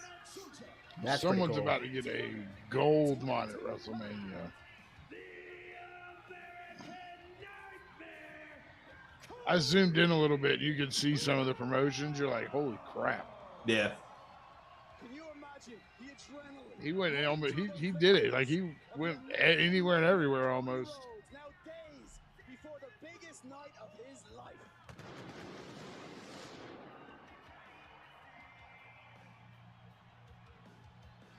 Cody's journey could very well culminate at the showcase of the Immortals, but it will truly be a Herculean task to dethrone the tribal chief, Roman Reigns, at WrestleMania.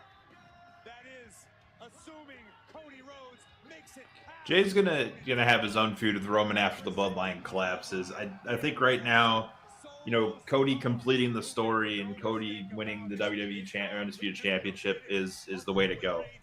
Jay is what comes next, and the breakup of the bloodline and the solo run for Jay Uso. I think that's very much on the horizon. I've not really seen much on that, but the thing, even if it's everything you're seeing, even if every article you see says that Jay should do it, that's still just people's opinions. That's still the opinion of the people who are writing the article. The reality is it doesn't make sense in the story.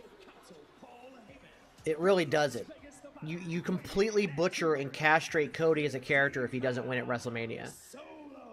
And his entire return is for nothing. The objective tonight is very clear.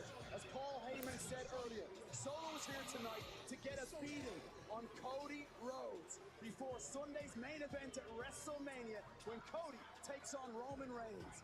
But first, our main event, Rhodes, Sikoa. And yet another commercial. Okay. Should be the last one of the night, though, hopefully. Yeah, about 15 minutes. Give enough time. Yeah, it's probably the last one.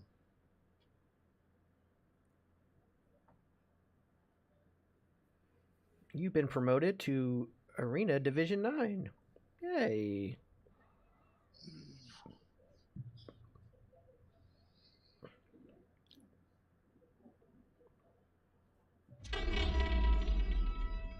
The fuck was that? Oh, it was okay. That was the update of the thing letting you know that I reached level 9.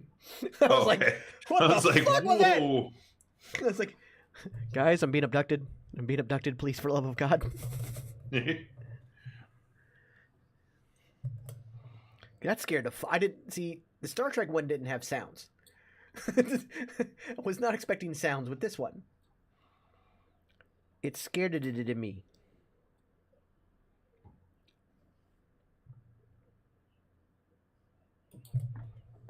So it's 69 degrees here.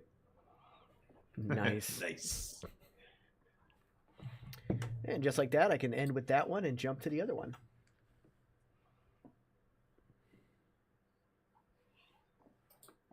God, that scared the ever-loving piss out of me. It's not ready to that. Wait, what else do we have to do?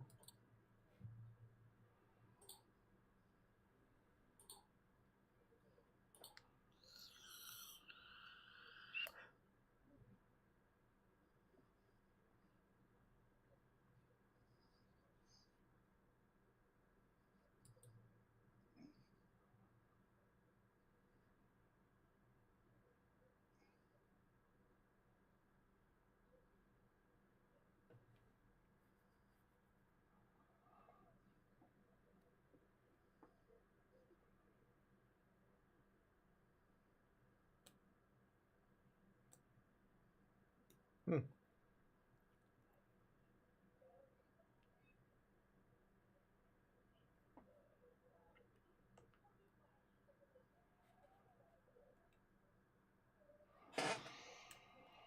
Okay, that one is charged. And then we'll go ahead and go, let that one charge.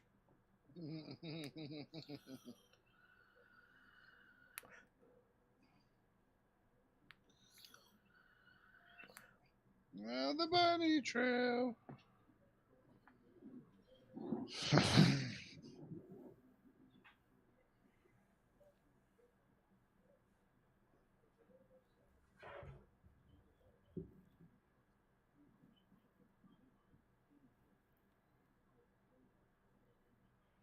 I will be right back. Oh yeah, it's after the 20th. Yes, it is after the 20th. What does that mean, sir? My subscription for It's 7 days after the 20th to be exact.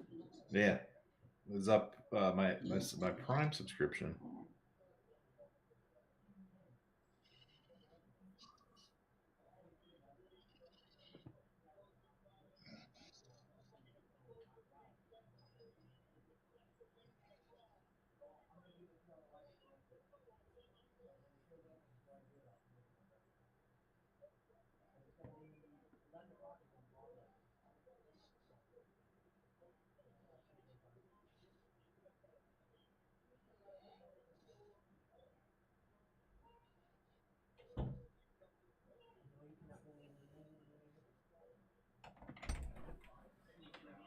Try to. Ooh.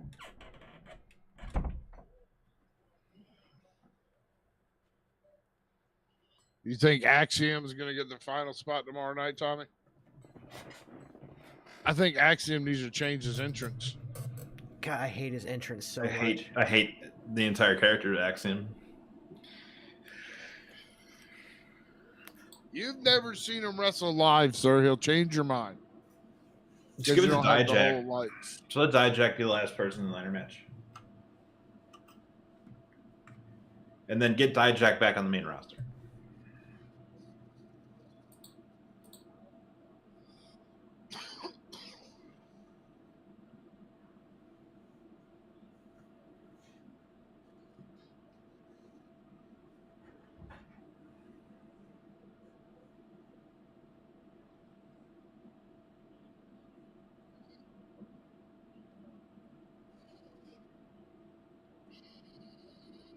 and you're entitled to your guests, Tommy. Everyone gets their guests. I'd like to see who's going to be in the match. I want to see Nathan Frazier do it. We know Hank isn't ready for the match yet, Tommy. Tommy is obsessed with Hank. That's his NXT guy. He thinks Hank needs to have a rocket strap to his back. And you will never convince Tommy any differently. It's great. This is the AI. I heard there's cheekies in the chat. Are cheekies here? Cheeky, cheeky, cheekies.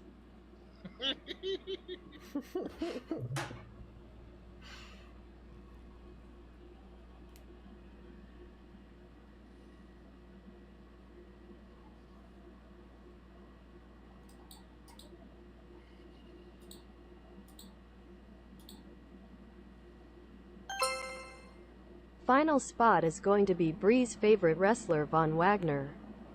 Oh, God. Oh, man. It's been a solid week of not hearing that.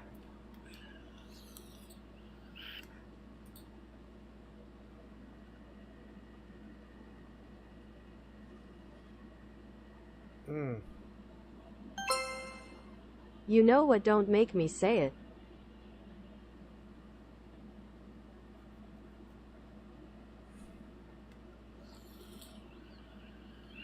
You know what? Don't make me say it. I don't know. Do you doesn't want us to make him say? I don't know what he wants. No, another commercial. Jesus. I don't care. You broke your elbow.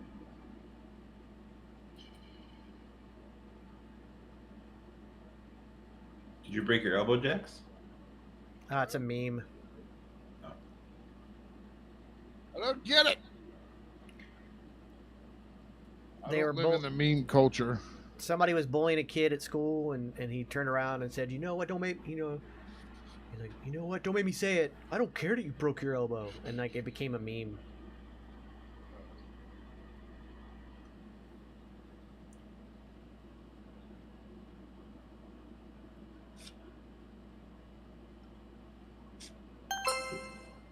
Cheekies. Give me those cheekies. Gimme them cheekies, Tommy.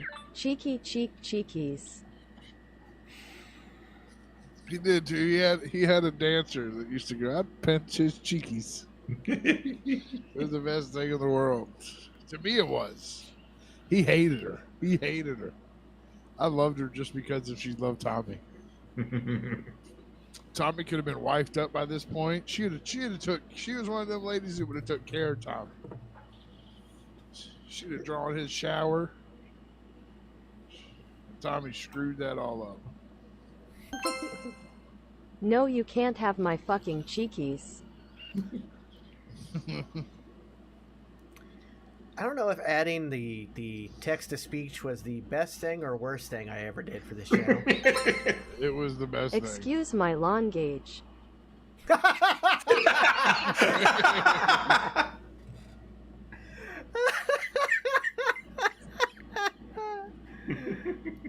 Where's my box? Here's my box. It couldn't fucking say Dorsia the other Lawn day, gauge. but it could say a misspelled word. Good God. Do you take these cheekies to be your lawfully wedded husband?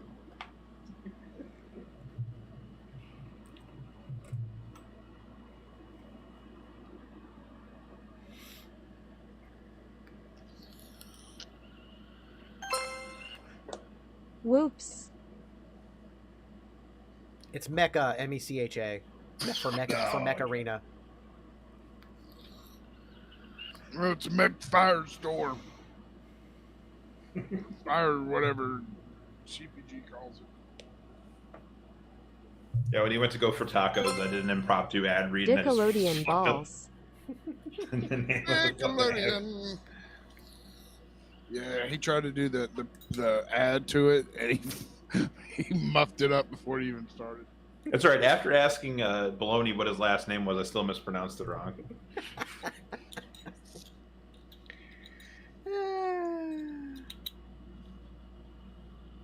Good times. Good times. That should have been the last commercial, hopefully. It has we to got be. 5 minutes, so we can Yeah. squeeze Yeah. in 3 or 4 more commercial breaks, right? Picture in picture. All right, guys, we'll be right back after picture in picture. During the commercial break. Right now, Sikoa got a vice-like grip on the trapezius muscle of Cody Rhodes, an agonizing position for the American Nightmare, who has made his way back to a vertical base, but Cody still needs to break the grip. Telling Solo Sikoa he's not ready is clearly angered the enforcer. The street Dick balls, dick balls, balls, dick. I love this talk to text thing. Veteran of this game. Cody Rhodes, I don't know if you know this about his father. Yeah, this is all Beard's fault. Has ever known. Cody mentally is as tough as just about anyone who's ever laced up a pair of boots. Is he wilting here? Under the pressure and the brutality of Solo Sikoa. Speaking of the risk involved, by stepping into the ring, being in the vicinity of Solo Sikoa, delivering a Samoan spike. Maybe Cody rolls into WrestleMania with a bruised windpipe. You can't win a main event at WrestleMania. Tune in next week where talk to text is no more. Yeah. Try tomorrow. Cody Rhodes is. Think back to last year. That injured pectoral, we know what he's capable of. I know Roman Reigns knows what Cody Rhodes is capable of, which is one of the reasons, and there are many, why Solo Sikoa is in the ring with the American Nightmare right now, tonight, on the road to WrestleMania. Oh, man! Great display of power by Rhodes. If Cody gets through this, a meeting with Roman Reigns Friday night on SmackDown. A headbutt from Solo right on the chin. Cody had him red. Nice. Goes up and over. Out of harm's way. Oh, snap power slam. Jeez. Cody now tapping into the reserves. Oh Tommy boy, the text be chatting. Disaster kick connects, but Solo still in this battle. Only down to one knee. Rhodes looking for the Cody cutter. Where does this man find this energy, this resolve? I can assure you Rhodes is feeding off of the energy from the WWE Universe. Just as he will this weekend in front of 75,000 plus. SoFi Stadium, Los Angeles, California. Rhodes reigns. Cody looking at delivering across Rhodes. You can't get rid of it. On what other site or channel are you going to be able to say dick and balls and shit, and you know dick.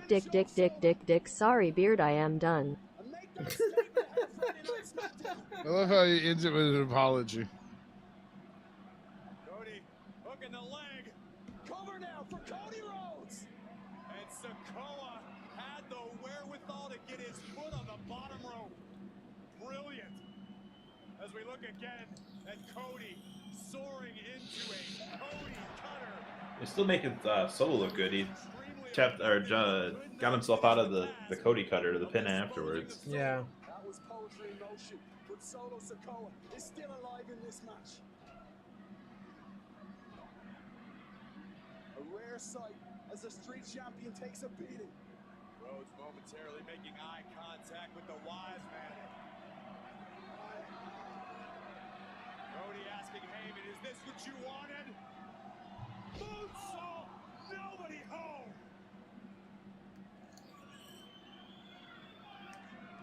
Scouted by Solo. I'm so glad they never went back to like get a lovely wife at home, but I don't.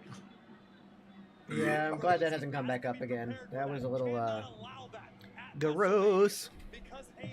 Gross. Jimmy and Jey Uso and the entire bloodline all know that the tribal chief is under fire. Heyman using Cody's words against him earlier, saying he's not ready for Roman Cody Reigns. cutter again. Solo lining up. You're ahead. Spike. Ducked by Cody. Here we go. A second Cody cutter. Oh. Well, shit. Of course. Panic has set in. Period. Here comes trouble. In the form of the record tag team champions. Jimmy and Jey. Standing ringside watching their younger brother, Solo, who just super kicked the lights out of Rhodes. Oh, man! Spinning Solo! Sikoa to end this. Cody kicked out. Cody's kicked out.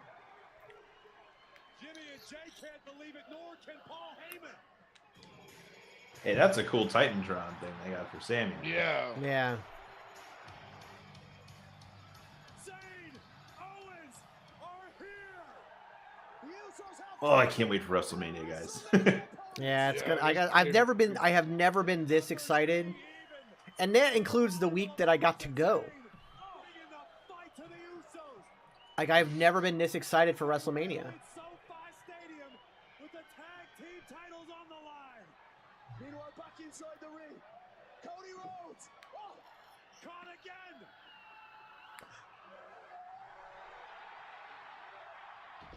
Are they going to let him beat Solo?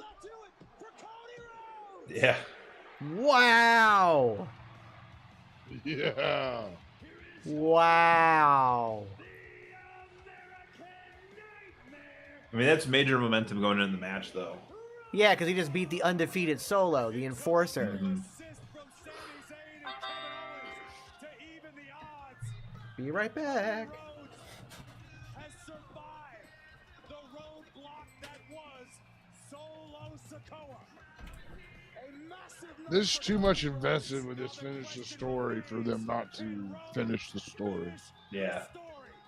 Will Cody's journey get the Hollywood ending? Or will Cody Rhodes end up just another statistic on Roman's reign? Crossroads to Solo Sikoa. And with that, all eyes to the meeting between the American Nightmare and the undisputed champion Roman Reigns. SoFi Stadium. WrestleMania. Rhodes reigns. Well, that was Raw. That Only was one pretty more. damn Well, cool. we got NXT tomorrow before Stand Delivered on Friday, and then we've got Friday Night SmackDown, the last show before WrestleMania. Guys, thanks for tuning in for the Monday Night Punk Driver. Don't forget, you got Wrestling with Toxicity tomorrow on the NXT Watch Along. You got the Wolfpack on Wednesdays. Thursdays, the Geeks and Noobs, the flagship podcast, is right here on TGN Networks here on Twitch. And Friday, you've got Friday Fight Night. We'll be covering. We're doing Supercard. Yes. Or Yeah. Okay. Yeah, we're gonna do We're Supercard. doing Supercard, Stand Deliver, WrestleMania this weekend. These guys are going to be up until God knows when with all that. Some of it, I'm sure, and everyone else will be probably chiming in from the channel all throughout the pay-per-view. Guys don't want to miss any of that, and we'll see you here next week. Don't go anywhere. Don't go anywhere, everyone. We're going to be switching. Well, if you guys want to go off and come back on, it's going to be like 15 minutes. I'm going to get the game going. So make sure you check that out. I don't know why it jumped like it did. It was weird. The screen's going to look a little weird for a second there, guys. Sorry about that. I don't know why I did that. But, yeah, I'm going to go ahead. I'll go ahead and log off. But I'll be back on in like absolutely no later than 11:30, but probably like 11:15 we'll have back on. We'll be doing the Mech Arena play along. So just keep an eye out for that notification. I'll get everything set up and we'll get back to it. So that's going to do it for today's show. Yeah, thanks everybody. We'll see you guys next week. Well, actually tomorrow, Wrestling with Toxicity. Yeah, Wrestling with Toxicity. But yeah, see ya.